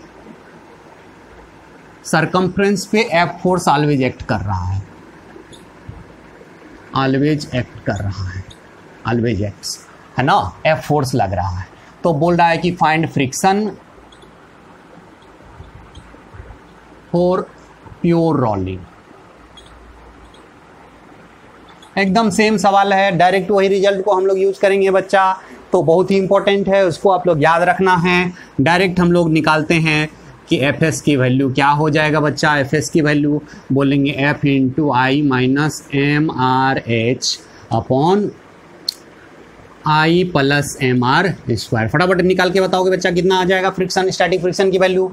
चूंकि रिंग का मोमेंट ऑफ इनर्शिया सेंटर से पास करते हुए एक्सिस के अबाउट MR² होता है, MR और H कितना हो जाएगा, सेंटर से कितना हाइट पे लग रहा है तो R हाइट पे लग रहा है तो इंटू R हो जाएगा अपॉन MR² प्लस MR²। तो ये दोनों तो कट गया है ना, तो फिर अगेन स्टैटिक फ्रिक्शन क्या हो गया बच्चा आपका 0 हो गया। तो याद रखेंगे स्टैटिक फ्रिक्शन रिंग के केस में यदि रिंग पे कोई फोर्स ऑलवेज लगे, कहाँ पे सरकमफ्रेंस पे यदि ऑलवेज फोर्स लग रहा है ना, R हाइट पे यदि कोई फोर्स लग रहा है, सेंटर से R हाइट पे यदि फोर्स ऑलवेज एक्ट कर रहा है तो स्टैटिक फ्रिक्शन की कोई ज़रूरत नहीं है। बिना स्टैटिक फ्रिक्शन का ये क्या कर लेगा, प्योर रोलिंग कर लेगा। तो बच्चे इसको जल्दी से पॉज करके आप लोग लिख लेंगे बच्चा।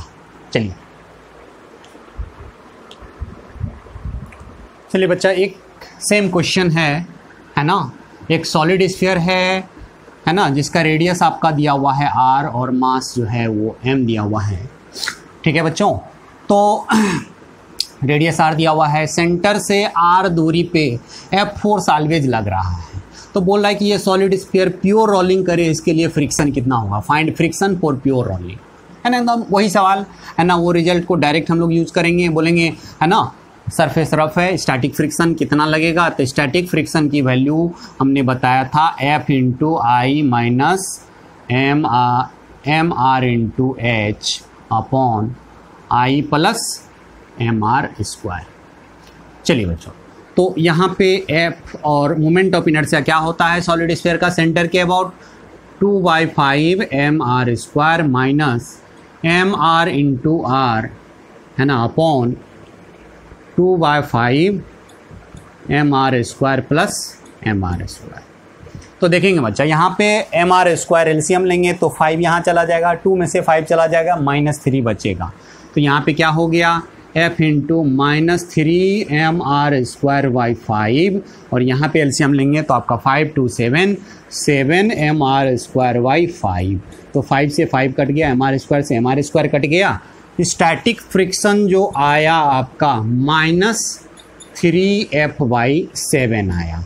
यहाँ पे निगेटिव क्या बता रहा है, ध्यान से देखेंगे बच्चा। हमने जो रिजल्ट ये वाला रिजल्ट निकाला था उसमें फ्रिक्शन किधर लिया था, पीछे आपका निगेटिव आ गया। इसका मतलब स्टैटिक फ्रिक्शन इस बार किधर लगेगा, आगे लगेगा। कितना लगेगा, 3F/7 लगेगा। तो ध्यान रखेंगे बच्चा, है ना, इस बात को ध्यान में रखेंगे। निगेटिव आया तो जिधर आपने माना था उसके अपोजिट एक्चुअली में लग रहा है।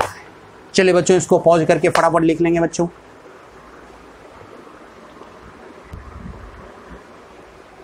चलिए बच्चों देखते हैं, एक सॉलिड सिलेंडर है आपका, सॉलिड सिलेंडर है, इस पे रस्सी रैप कर दिया गया है और रस्सी का एक एंड को इस पुली से पास करता हुआ एक ब्लॉक लटका हुआ है ना। बोल रहा है कि friction sufficient for pure rolling, मतलब यहाँ पे सब फ्रिक्शन सफिशिएंट है जिससे ये क्या कर रहा है, प्योर रोलिंग कर रहा है। ठीक है, और पुली आपका आइडियल है, चूंकि आइडियल पुली है तो यहाँ टेंशन और यहाँ टेंशन दोनों सेम हो जाएगा। यदि आइडियल पुली नहीं रहे, उसके पास यदि मास आ जाता है तो दोनों तरफ टेंशन क्या हो जाएगा, वेरी कर जाएगा। तो कोई दिक्कत नहीं, यहाँ पे आइडियल है तो बहुत अच्छा है ना। तो हमको क्या निकालना है, find the acceleration of block. Block का क्या निकालना है, एक्सीलरेशन निकालना है। ठीक है, तो चलिए बच्चों, तो मान लेते हैं कि यहाँ पे टेंशन आया कितना, टी आया, धरती कितना फोर्स लगाएगा इसको, mg लगाएगा, तो ये नीचे आएगा और ये इधर आगे बढ़ेगा। तो यहाँ पे टेंशन लग रहा है, टी क्या लग रहा है बच्चा, टेंशन, जिसकी वजह से इसका सेंटर का एक्सीलरेशन हम लोग मान लेते हैं ए हो जा रहा है। तो यदि सेंटर का एक्सीलरेशन ए है तो इसका टॉप का टेंजेंशियल एक्सीलरेशन कितना हो जाएगा, 2a हो जाएगा। तो ये 2a से रस्सी के इस पॉइंट का एक्सीलरेशन 2a है, तो ये ब्लॉक भी नीचे आएगा कितना एक्सीलरेशन से, 2a से, चूंकि प्योर रोलिंग कर रहा है। प्योर रोलिंग में सेंटर का एक्सीलरेशन यदि a है तो टॉप का एक्सीलरेशन टेंजेंशियल एक्सीलरेशन 2a हो जाता है और बॉटम का एक्सीलरेशन टेंजेंशियल एक्सीलरेशन 0 हो जाता है। ध्यान में रखेंगे बच्चा। तो हम लोग इसको कैसे सॉल्व करते हैं, है ना, इस बात को ध्यान में रखेंगे बच्चा। तो सबसे पहले हम लोग निकाल लेते हैं कि स्टैटिक फ्रिक्शन लगेगा प्योर रोलिंग में, तो स्टैटिक फ्रिक्शन किधर लगेगा, पहले स्टैटिक फ्रिक्शन की हम लोग वैल्यू निकाल लेते हैं। तो स्टैटिक फ्रिक्शन बराबर क्या हो जाएगा, वही फॉर्मूला लगाते हैं। यहाँ पे टी जो है ऑलवेज किधर, कहाँ पे लग रहा है, आर दूरी पे ऑलवेज लगेगा टी, है ना। तो क्या हो जाएगा static friction, T into I minus M R into H upon I plus M R square. ठीक है, तो यहाँ पे टेंशन है और चूंकि सॉलिड सिलेंडर है, सॉलिड सिलेंडर का मोमेंट ऑफ इनर्शिया है ना, इसके एक्सिस के अबाउट क्या होता है, M R square by 2 minus यहाँ पे एच क्या हो जाएगा, आर हो जाएगा। तो क्या हो जाएगा, M R into R upon M R square by 2 plus M R square. ठीक है, ये हो जाएगा। तो यहाँ से आप देख रहे हो टी और एम आर स्क्वायर बाई 2 में से एम आर स्क्वायर घट गया तो कितना बच गया, minus M R square by 2 upon ये 2 और 3 यानी कि 3 एम आर स्क्वायर बाई 2 हो जाएगा। 2 से 2 कट गया, एम आर स्क्वायर से एम आर स्क्वायर कट गया। यहाँ पे कितना आ गया, है ना, स्टैटिक फ्रिक्शन की वैल्यू, स्टैटिक फ्रिक्शन की वैल्यू आ गया -t/3। यहाँ पे निगेटिव क्या बता रहा है, ध्यान में रखेंगे, निगेटिव बता रहा है कि यदि पॉजिटिव आता तो फ्रिक्शन पीछे लगता। यहाँ पे निगेटिव बता रहा है कि स्टैटिक फ्रिक्शन जो है यहाँ पे वो t/3 आगे की तरफ लग रहा है। चलिए कोई बात नहीं, आगे की तरफ लग रहा है, बहुत अच्छा। अब हम लोग फोर्स का इक्वेशन लिखने जा रहे हैं हम नौ, है ना। एफ नेट बराबर क्या होता है, पहले हम लोग सिलेंडर पे लिख लेते हैं। तो एफ नेट बराबर क्या हो जाएगा, मास into acceleration of centre of मास। तो नेट फोर्स कितना लग रहा है, एक टी और एक t/3 लग रहा है, यानी कि t प्लस t/3 बराबर मास m। इसका मास m है और इसका मास m है, दोनों का मास सेम है। यहाँ पे ब्लॉक का भी मास m है और सिलेंडर का भी मास m है। तो यहाँ से कितना हो जाएगा बच्चा, 3 एक 4, यानी कि 4t/3 बराबर, है ना, मास इंटू एक्सीलरेशन, है ना। तो यहाँ पे क्या हो जाएगा, मास इंटू एक्सीलरेशन। तो यहाँ पे टेंशन का जो वैल्यू हो गया, है ना, टेंशन का वैल्यू हो जाएगा 3ma/4। टेंशन का जो वैल्यू हो जाएगा 3ma/4, है ना, ये हो गया, टेंशन का वैल्यू 3ma/4 हो गया। अब चलो अगेन हम लोग ब्लॉक पे लगाते हैं। तो ब्लॉक पे किधर एक्सीलरेशन है, नीचे की तरफ। तो नीचे की तरफ क्या लग रहा है, mg माइनस टी बराबर मास इंटू 2a, यानी कि mg माइनस टी बराबर मास इंटू एक्सीलरेशन कितना हो जाएगा, 2a, है ना। तो यहाँ से mg है, t को उधर भेज लेते हैं। तो mg बराबर 2ma प्लस t का वैल्यू कितना है, 3ma/ कितना, 4। ठीक है बच्चों, तो चलिए इसको लिखेंगे बच्चों। थोड़ा सा ऊपर में हम लोग मिटा रहे हैं।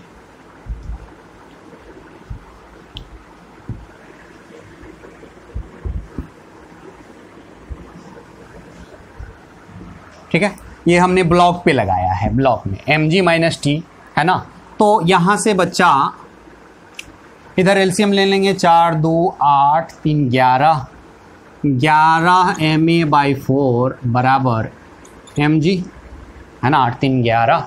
तो m से आपका m कट गया, है ना, m से आपका m कट गया। एक्सीलरेशन जो हो गया वो कितना हो गया, 4g/11। Therefore acceleration of block ये कितना है, 2a, तो 2 × 4g/11 कितना हो जाएगा, 8g/11 हो जाएगा, है ना। तो यहाँ से हो गया 8g/11, है ना, याद रखिएगा बच्चा, यही आपका आंसर हो गया, ब्लॉक का एक्सीलरेशन इतना हो गया। तो चलिए इसको पॉज करके लिख लेंगे, बहुत ही बढ़िया सवाल था, है ना, बहुत ही बढ़िया सवाल, है ना, इसको लिख लेंगे, ठीक है बच्चों।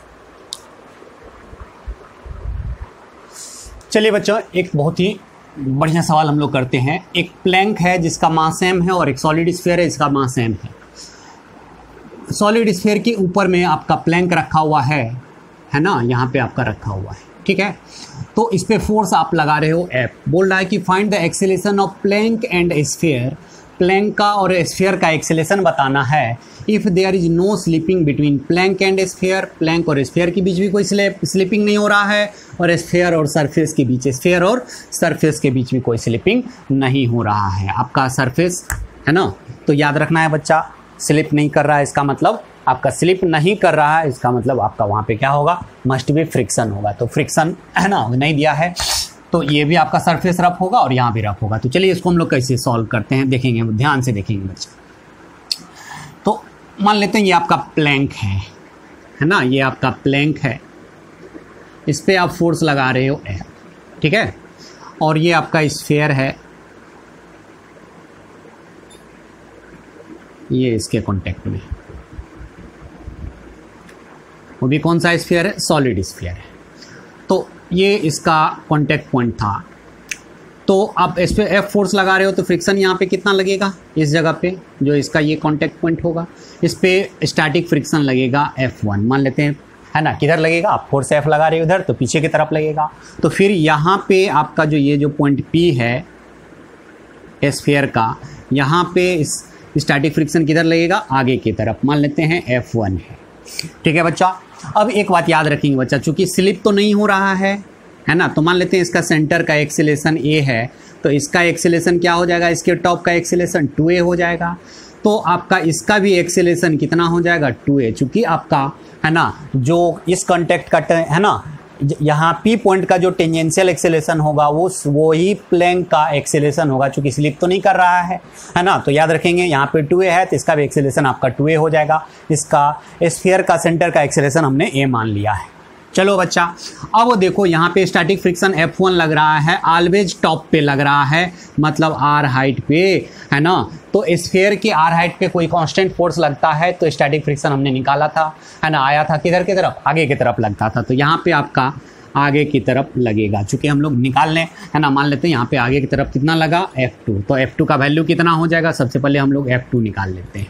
तो F2 कितना होगा, है ना, तो F2 का वैल्यू आपने याद रखेंगे क्या हो जाएगा, F1, चूँकि इससे R दूरी पे एक F1 फोर्स लग रहा है, तो F1 × I - mr × h upon I + mr², है ना। तो यहाँ से F1 moment of inertia solid sphere का क्या होता है, 2/5 mr² - mr² अपॉन, है ना, mr², 2/5 mr² + mr², है ना।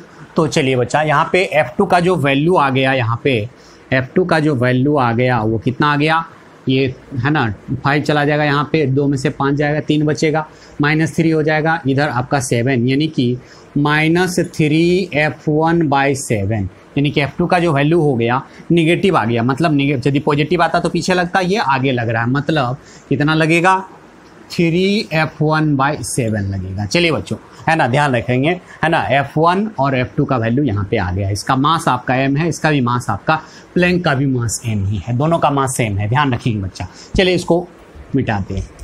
अब हम लोग है ना, प्लैंक पे फोर्स इक्वेशन लगा रहे हैं। तो प्लैंक पे कितना फोर्स लग रहा है, F लग रहा है, और स्टैटिक फ्रिक्शन किधर लग रहा है, पीछे। तो हम लोग प्लैंक पे यदि फोर्स का इक्वेशन लिखेंगे तो F माइनस F1 बराबर मास इंटू एक्सीलरेशन कितना है 2a है।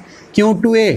चूंकि इसका टॉप पॉइंट का एक्सीलरेशन टेंजेंशियल एक्सीलरेशन 2a हो जाएगा। चूंकि स्लिप नहीं कर रहा है तो स्लिप नहीं कर रहा है तो इसके भी कॉन्टैक्ट पॉइंट का है ना एक्सीलरेशन 2a हो जाएगा, तो प्लैंक का भी एक्सीलरेशन 2a होगा, है ना। तो चलिए बच्चों, है ना, तो यहाँ से आप F1 की वैल्यू क्या हो जाएगा, है ना। तो यहाँ से F1 की वैल्यू की बात करें तो F माइनस 2ma हो जाएगा। ठीक है, चलो ठीक है, बहुत अच्छा, है ना। F1 की वैल्यू हो गया, F1 की वैल्यू है ना F माइनस 2ma। चलिए अगेन हम लोग स्फीयर पे लगाते हैं। स्फीयर पे फोर्स इक्वेशन लगाएंगे, कितना फोर्स लग रहा है F1 प्लस F2। तो F1 प्लस F2 बराबर मास इंटू एक्सीलरेशन, है ना। मास किसका? तो स्फीयर का, और स्फीयर का एक्सीलरेशन कितना है? सेंटर ऑफ मास का एक्सीलरेशन a है। तो यहाँ से F1 और F2 का वैल्यू कितना आ गया 3F1/7। 3F1/7 बराबर मास इंटू एक्सीलरेशन, है ना। तो यहाँ से बच्चा, है ना, एलसीएम ले लेंगे। 3 7 यहाँ आ जाएगा, 7 3 10, यानी कि 10F1/7 बराबर मास इंटू एक्सीलरेशन, है ना। और F1 का तो वैल्यू हम लोग निकाल चुके हैं, कितना आया है ना।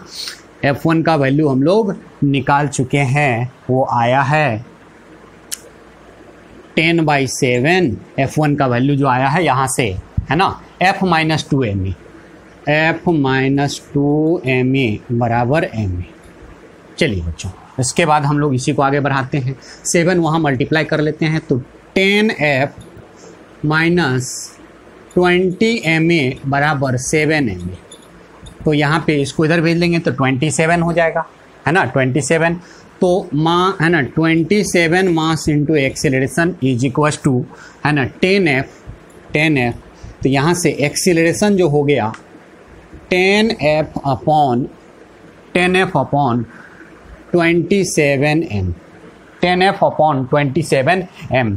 देयरफॉर एक्सीलरेशन ऑफ प्लैंक, ये किसका एक्सीलरेशन आ गया? स्फीयर का, है ना। स्फीयर के सेंटर का एक्सीलरेशन, प्लैंक का जो एक्सीलरेशन हो जाएगा 2 इंटू a, और इसी को 2 से मल्टीप्लाई कर लेंगे, कितना हो जाएगा बच्चा? 2 से मल्टीप्लाई कर लेंगे तो कितना हो जाएगा 20 ना। तो 20F/27m। बहुत ही बढ़िया सवाल था, है ना। इसको याद रखेंगे। हम लोग कौन सा रिजल्ट को यूज़ कर लिए हैं, है ना, जो हमने बताया था कि सेंटर से h हाइट ऊपर पे यदि कोई फोर्स ऑलवेज लगे तो स्टैटिक फ्रिक्शन जो सरफेस पे लगेगा नीचे वाले सरफेस पे, उसका वैल्यू क्या होगा? तो F into I minus MRH upon I plus MR²। बहुत ही इंपॉर्टेंट रिलेशन है, इसको याद रखेंगे बच्चा, है ना। तो चलिए इसको पॉज करके जल्दी फटाफट लिख लेंगे बच्चा।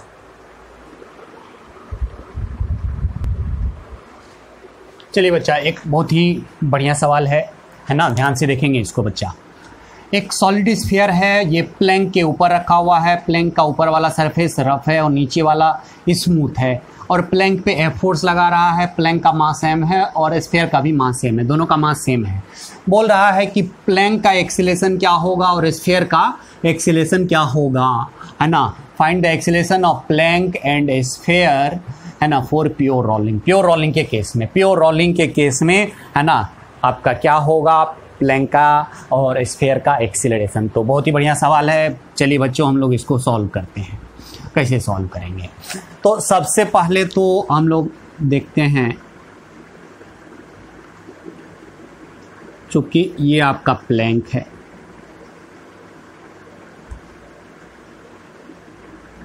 ये आप फोर्स लगा रहे हो F, ठीक है। ये सेंटर है, ये इसका कांटेक्ट पॉइंट C है और इसका कांटेक्ट पॉइंट ये S है। चलिए, तो आप फोर्स F लगा रहे हो तो यहाँ पे एक फ्रिक्शन आएगा। चूंकि प्योर रोलिंग हो रहा है तो कौन सा फ्रिक्शन आएगा? Static friction. तो यहाँ पे किधर लगेगा फ्रिक्शन? आगे की तरफ लगेगा स्टैटिक फ्रिक्शन। चलिए इधर के, है ना, Fs आगे की तरफ लगेगा। तो Fs आगे की तरफ लगेगा तो किधर की तरफ ये एंगुलर एक्सीलरेशन होगा? पीछे की तरफ, है ना। और फोर्स चूंकि आगे की तरफ लग रहा है तो सेंटर का एक्सीलरेशन आगे की तरफ होगा। तो सेंटर का एक्सीलरेशन a मान लिया है, एंगुलर एक्सीलरेशन अल्फा मान लिया, और प्लैंक का एक्सीलरेशन हम लोग यहाँ पे मान लेते हैं a1। ठीक है बच्चों, हम लोग यहाँ पे a1 मान लेते हैं। तो अब बताएंगे बच्चा, चूंकि आपका ये कांटेक्ट पॉइंट का एक्सीलरेशन क्या हो जाएगा? c का एक्सीलरेशन, टेंजेंशियल एक्सीलरेशन, है ना, सी का टेंजेंशियल एक्सेलरेशन क्या हो जाएगा, ये वाला टेंजेंशियल एक्सेलरेशन। तो चूंकि एंगुलर एक्सेलरेशन है ना क्या है, एंटी क्लॉकवाइज है तो टेंजेंशियल एक्सेलरेशन अल्फा आर हो जाएगा इधर की तरफ, प्लस सेंटर का एक्सेलरेशन ए है तो ए प्लस अल्फा आर हो जाएगा, है ना। और याद रखना है इसका टेंजेंशियल एक्सेलरेशन और सरफेस का एक्सेलरेशन दोनों सेम होता है ना। टेंजेंशियल एक्सेलरेशन किसका, सी का टेंजेंशियल एक्सेलरेशन बराबर एक्सेलरेशन ऑफ सरफेस। तो टेंजेंशियल एक्सेलरेशन क्या है, ए प्लस अल्फा आर बराबर आपका A1, ये इक्वेशन 1 है। चलिए इसको हम लोग 1 मानते हैं। अब हम लोग फोर्स का इक्वेशन लगाने जा रहे हैं, है ना। तो प्लैंक पे कौन कौन फोर्स लग रहा है, एक F लग रहा है और Fs एक पीछे लग रहा है, दोनों का मास m है, ये भी m है ना। वेरिएबल यहाँ पे कितना हमने माना है, एक अल्फा है, एक A है, एक A1 है, 3 वेरिएबल है ना, ध्यान रखेंगे। चलिए बच्चों, और एक Fs भी, 4 वेरिएबल है, तो 4 इक्वेशन होना चाहिए। इस बार वो वाला कंडीशन नहीं है कि सेंटर से कुछ हाइट ऊपर, है ना, कुछ हाइट ऊपर एक कांस्टेंट फोर्स ऑलवेज लग रहा है, एक फोर्स ऑलवेज लग रहा है और सरफेस आपका जो है स्टेशनरी है, ऐसा नहीं है। तो पिछले वाला जो हम लोग जो अभी तक जो फार्मूला यूज़ कर रहे थे वो यहाँ पे यूज़ नहीं होगा, इसीलिए टॉर्क का इक्वेशन लगाना ही पड़ेगा। चलिए बच्चों यहाँ पे देखते हैं। अब हम लोग प्लैंक का लिखते हैं ना, प्लैंक पे F फोर्स लग रहा है माइनस एफ एस बराबर मास इंटू एक्सेलरेशन A1, ये दूसरा इक्वेशन है। ठीक है बच्चों, चलिए अब आपका है, अब हम लोग स्फीयर पे हम लोग फोर्स का इक्वेशन लगाते हैं। ठीक है, स्फीयर पे, तो स्फीयर पे तो सिर्फ एक ही फोर्स लग रहा है, एफ एस एक ही फोर्स लग रहा है। एफ एस बराबर क्या हो जाएगा, मास इंटू एक्सेलरेशन। एफ एस बराबर क्या हो जाएगा, मास इंटू एक्सेलरेशन, है ना। ये इक्वेशन कौन सा हो गया, तीसरा, है ना। एफ एस बराबर मास इंटू एक्सेलरेशन, है ना। तो यहाँ से एक्सेलरेशन की वैल्यू क्या हो जाएगा, एफ एस बाई एम हो जाएगा। चलिए ठीक, बहुत अच्छा। तो अगेन हम लोग टॉर्क का इक्वेशन लगा रहे हैं, टॉर्क बराबर आई इंटू अल्फा। तो टॉर्क है ना किस पे, स्फीयर पे, सेंटर के अबाउट। एफ एस लग रहा है इधर की तरफ, ये आर है, तो क्या हो जाएगा F S into R, moment of inertia solid sphere है 2/5 mr² इंटू अल्फा। तो आपका यहाँ से आर कट गया, यहाँ से अल्फ़ा की वैल्यू क्या हो गया, है ना। यहाँ से अल्फ़ा की वैल्यू जो हो गया आपका, अल्फ़ा बराबर, है ना, अल्फ़ा बराबर कितना हो गया 2 बाई, है ना, यहाँ पे मल्टीप्लाई हो जाएगा 5, तो 5 एफ एस बाई 2 mr। ठीक है, 5 एफ एस अपॉन, है ना, mr। ये इक्वेशन आपका चौथा हो गया। और यदि यहाँ से आप निकालेंगे एक्सीलरेशन, तीसरा इक्वेशन को चलो और एक्सप्लिट करके हम लोग लिख दें, एक्सीलरेशन बराबर क्या हो जाएगा एफ एस अपॉन एम, ये आपका तीसरा इक्वेशन। तो तीसरा चौथा को आप पहले में डाल देंगे, है ना, तीसरा चौथा को आप पहले में डाल देते हैं। तो चलिए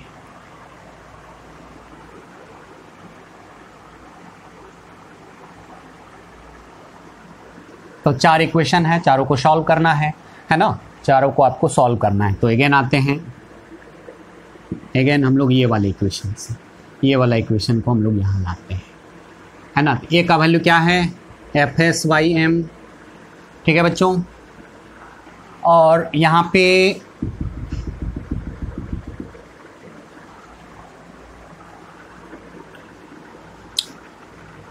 एंगुलर एक्सेलरेशन अल्फा क्या है, angular acceleration plus 5 F S by 2 mr, है ना, 2 mr इंटू क्या हो जाएगा r बराबर A1 का वैल्यू यहाँ से निकाल लेते हैं, है ना। तो एफ एस का हमको वैल्यू आ जाएगा, किसका वैल्यू आ जाएगा, एफ एस का, बाकी हम लोग सब कुछ लिख देंगे। ठीक है, तो यहाँ से हम लोग A1 का वैल्यू यहाँ से क्या हो जाएगा F बाई एम, यानी कि F by M minus F S by M. चलिए ठीक है, ये आ गया, है ना, हमने यहाँ पे रख दिया, है ना, सारा वैल्यू हमने डाल दिया यहाँ पे। ये वाला वैल्यू को, है ना, ए का वैल्यू यहाँ से डाल दिया है, अल्फ़ा का वैल्यू यहाँ से डाल दिया है, और A1 का वैल्यू यहाँ से निकाल करके A1 का वैल्यू यहाँ से क्या हो जाएगा F by M minus F S by M, है ना, हमने यहाँ पे डाल दिया। तो चलो m से m को आपने काट लिया, यहाँ r से r कट गया, है ना, तो यहाँ पे क्या हो जाएगा बच्चा, यानी कि एफ एस और इधर 5/2 एलसीएम लेंगे तो 2 यहाँ पे आ जाएगा तो 7, ठीक है। चलिए इसको भी इधर हम लोग कर लेते हैं, है ना, तो इधर ले आते हैं, तो इधर सब कर लेते हैं, तो 2fs प्लस, है ना, 5fs/2 बराबर f, ठीक है। चलिए कुछ मिटाते हैं हम लोग, है ना, ऊपर से कुछ मिटाते हैं,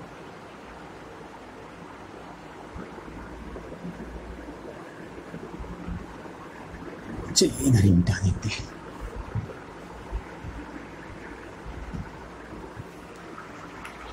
चलिए यहाँ पे लिखते हैं, तो एलसीएम लेंगे तो 4 और 5 कितना हो जाएगा, 9fs/2 बराबर f। यहाँ पे fs की वैल्यू जो हो गई कितना हो गया, 2f/9।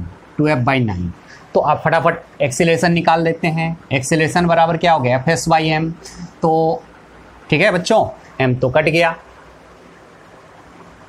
m तो आपका कट गया, fs/m, है ना, तो fs का वैल्यू क्या है, fs/m, यानी कि fs का वैल्यू क्या है, 2f/9 इंटू m, यानी कि 2f/9m किसका एक्सेलरेशन हो गया, है ना, स्फीयर का सेंटर का एक्सेलरेशन हो गया। अब एंगुलर एक्सेलरेशन यदि अल्फा निकालना है तो अल्फा बराबर यहाँ से क्या हो जाएगा, 5fs/2mr, 5/2mr इंटू fs का वैल्यू कितना है, 2f/9, है ना, तो 2f/9, 2 से 2 को आप काट लेंगे, क्या हो जाएगा, 5f/9mr, ये एंगुलर एक्सेलरेशन हो गया, है ना। और प्लैंक का एक्सेलरेशन क्या है, a1 है, तो a1 का वैल्यू यहाँ से दूसरा से, है ना, दूसरा से क्या है, दूसरा फ्रॉम सेकेंड से क्या आया था, f माइनस fs बराबर मास इंटू एक्सेलरेशन, है ना, तो fs का वैल्यू कितना आया, 2f/9 बराबर मास इंटू एक्सीलरेशन। यहाँ से a1 की वैल्यू कितना हो जाएगा, 9 यहाँ चला जाएगा, 9 में से 2 जाएगा 7, है ना, तो 7f/9m, 7f/9m, ये प्लैंक का एक्सीलरेशन। और ये आपका किसका एक्सीलरेशन है, स्फीयर का सेंटर का एक्सीलरेशन, ये इसका एंगुलर एक्सीलरेशन है। तो चलिए बच्चों इसको पॉज करके फटाफट लिख लेंगे बच्चों। चलिए बच्चों हम लोग देखते हैं rolling on incline plane. Incline plane पे यदि आपका कोई रोलिंग बॉडी आपका रोल कर रहा है तो फ्रिक्शन कितना लगेगा, किधर लगेगा, है ना, तो इस बात को हम लोग यहाँ पे देखने जा रहे हैं। ध्यान से देखेंगे बच्चा, ये मान लेते हैं आपका इंक्लाइन प्लेन है,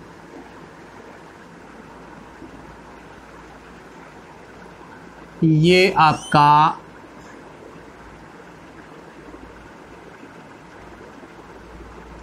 सेंटर है और ये सरफेस आपका क्या है, रफ है। मान लेते हैं कि सरफेस पे ये क्या कर रहा है, प्योर रोलिंग कर रहा है। क्या कर रहा है बच्चा, प्योर रोलिंग कर रहा है। तो mg का जो ये कंपोनेंट होगा आपको पता होना चाहिए, mg का कंपोनेंट इधर क्या होता है, mg साइन थीटा, एक होगा नीचे mg कॉस थीटा, उसको बैलेंस तो नॉर्मल करेगा, है ना, तो mg साइन थीटा। अब यदि ये फ्रीली ये रोटेट कर रहा है, only the influence of gravity के इन्फ्लुएंस में यदि आपका कोई रोलिंग बॉडी इंक्लाइन प्लेन पे रोटेट कर रहा है तो स्टैटिक फ्रिक्शन किधर लगेगा, है ना, तो स्टैटिक फ्रिक्शन किधर लगेगा, यहाँ पे फ्रिक्शन इज सफिशिएंट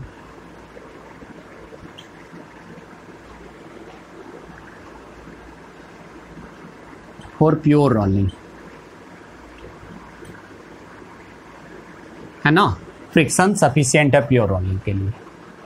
ठीक है बच्चों, तो देखते हैं किधर लगेगा, है ना, स्टैटिक फ्रिक्शन आपका किधर लगेगा, है ना, इस बात को हम लोग ध्यान देखने जा रहे हैं। चलिए बच्चा, तो चलिए हम लोग मान लेते हैं कि पीछे लग रहा है स्टैटिक फ्रिक्शन। किधर लग रहा है, पीछे लग रहा है ना, पीछे लग रहा है, क्योंकि यदि इसको छोड़ देंगे तो सेंटर का एक्सेलरेशन किधर होगा, आगे की तरफ होगा, है ना। तो हम लोग वही वाला फॉर्मूला लगा लेते हैं कि सेंटर से h हाइट ऊपर पे यदि कोई फोर्स लग रहा है तो स्टैटिक सरफेस पे या स्टेशनरी सरफेस पे प्योर रोलिंग के लिए स्टैटिक फ्रिक्शन की वैल्यू क्या होता था, वो हम लोग यहाँ से देखते हैं कि स्टैटिक फ्रिक्शन की जो वैल्यू होता था, है ना, वो क्या होता था। तो यहाँ पे फोर्स कितना लग रहा है, mg sine theta I minus M R square into H, sorry M R into H upon I plus M R square.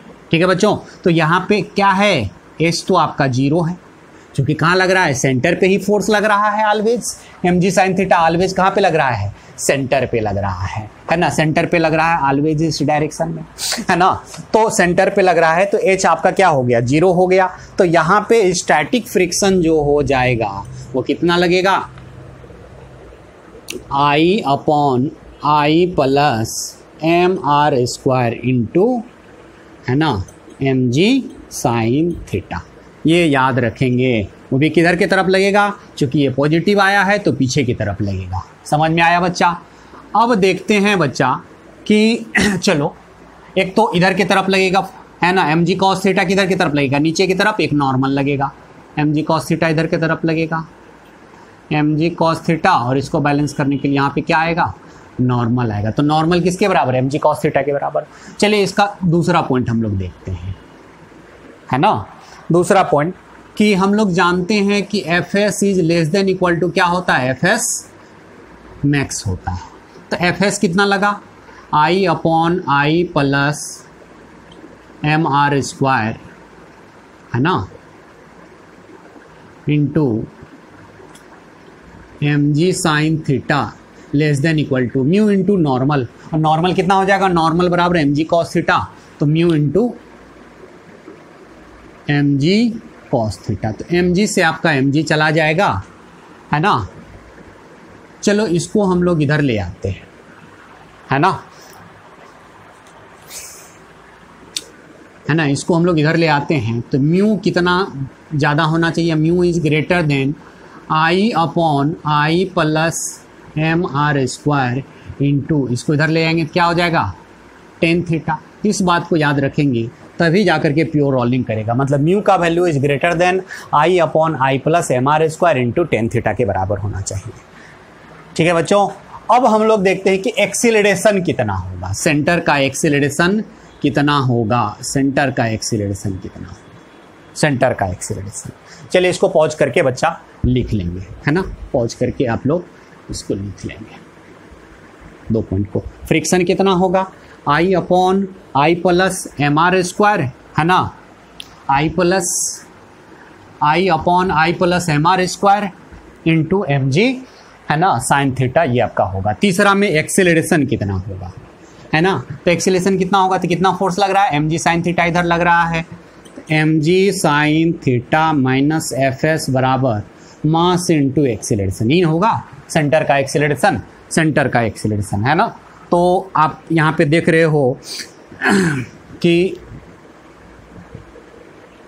mg sine theta, F S की वैल्यू क्या आ गया, I upon I plus M R square into, है ना, mg sine theta बराबर मास into acceleration. तो चलो m से हम सबको काट लेते हैं, g साइन थीटा कॉमन आ जाएगा, एलसीएम हो जाएगा I plus M R square minus I, है ना, उससे कट जाएगा I, तो कितना हो जाएगा बच्चा, है ना। यहाँ से एक्सेलरेशन जो आपका आ जाएगा, एक्सेलरेशन वो कितना आ गया बच्चा, यहाँ पे एक्सेलरेशन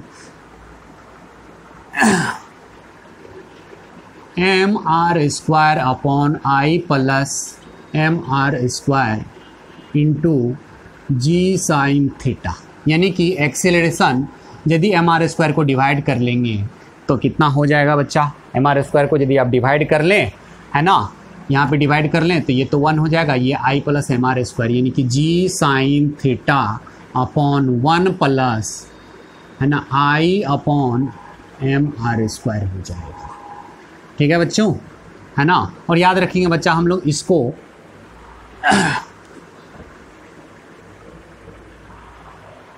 ठीक है, हम लोग इसको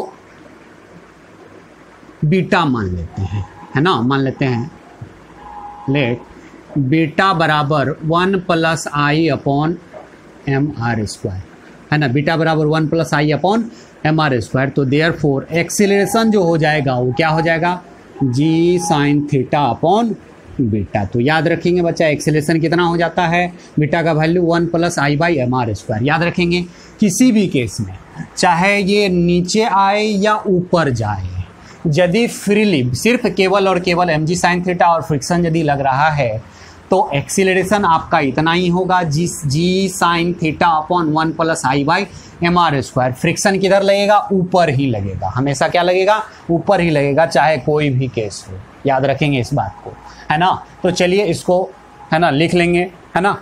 चलिए इसको पॉज करके फटाफट इसको लिख लेंगे और तीनों रिजल्ट को याद रखेंगे बच्चा। फ्रिक्शन कितना होगा, I upon I plus M R square into M G sine theta, है ना। म्यू का वैल्यू कितना होगा, है ना, तो mu is greater than equal to, है ना, I upon I plus M R square into, है ना, टेन थीटा।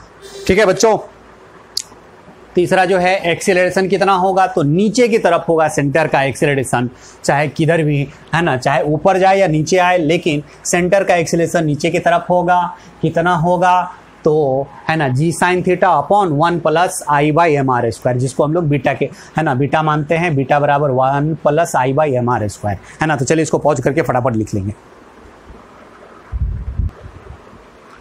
चलिए बच्चा, kinetic energy in pure rolling on stationary surface. Kinetic energy क्या होगा प्योर रोलिंग में ऑन स्टेशनरी सरफेस पे, है ना। तो हमने बताया था कि काइनेटिक एनर्जी ऑफ बॉडी जो होता है, मतलब रिजिड बॉडी, है ना, कंबाइंड मोशन में हमने बताया था कि kinetic energy of body with respect to centre of mass plus kinetic energy of centre of mass बताया था। और इसी को हम लोग लिखते हैं half into I of C M into omega square. Centre of mass के रिस्पेक्ट में रिजिड बॉडी क्या करेगा, प्योर रोटेशन करेगा, plus half into M into V of C M square. और इसी को हम लोग बोलते हैं, चूंकि ये रोटेशन कर रहा है तो रोटेशनल काइनेटिक एनर्जी इसको बोलते हैं, और इसको हम लोग क्या बोलते हैं, translational kinetic energy. Kinetic energy कौन सा, ट्रांसलेशनल, ये ट्रांसलेशनल काइनेटिक एनर्जी, और इसको हम लोग रोटेशनल काइनेटिक एनर्जी बोलते हैं। तो काइनेटिक एनर्जी जो हो जाता है, काइनेटिक एनर्जी किसी भी बॉडी का,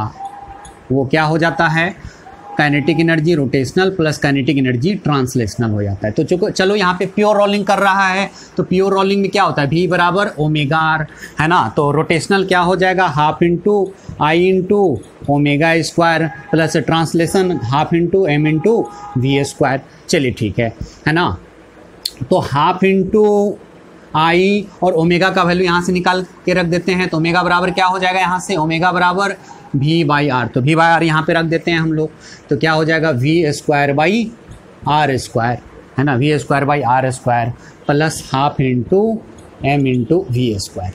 चलिए बच्चों, है ना, थोड़ा सा यहाँ पे मिटाते हैं, है ना, थोड़ा सा यहाँ पे हम लोग मिटा रहे हैं। तो काइनेटिक एनर्जी आपका प्योर रोलिंग में, है ना, रोलिंग में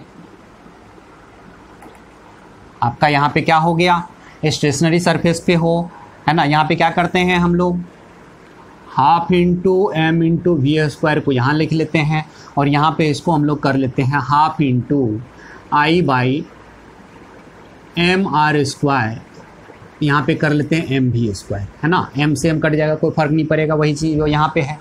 तो यहाँ से हम लोग कॉमन ले लेते हैं, तो हाफ एम वी स्क्वायर यदि कॉमन ले लें तो क्या बच जाएगा इधर, 1 plus I by M R square into half into M into V square. इसको हम लोग क्या बोलेंगे, ट्रांसलेशनल काइनेटिक एनर्जी, इसको हम लोग क्या बोलते हैं, ट्रांसलेशनल, और इसको हमने अभी माना था, इसी को हम लोग क्या बोलते हैं, बीटा बोलते हैं, है ना। तो pure rolling on stationary surface, stationary surface पे यदि कोई प्योर रोलिंग करेगा तो काइनेटिक एनर्जी जो हो जाएगा, काइनेटिक एनर्जी बराबर क्या हो जाएगा, beta into half into M into V square. इसको हम लोग क्या बोलते हैं, कौन सा kinetic energy, translational kinetic energy. Therefore kinetic energy बराबर क्या हो गया, बीटा इंटू कौन सा kinetic energy, translational kinetic energy.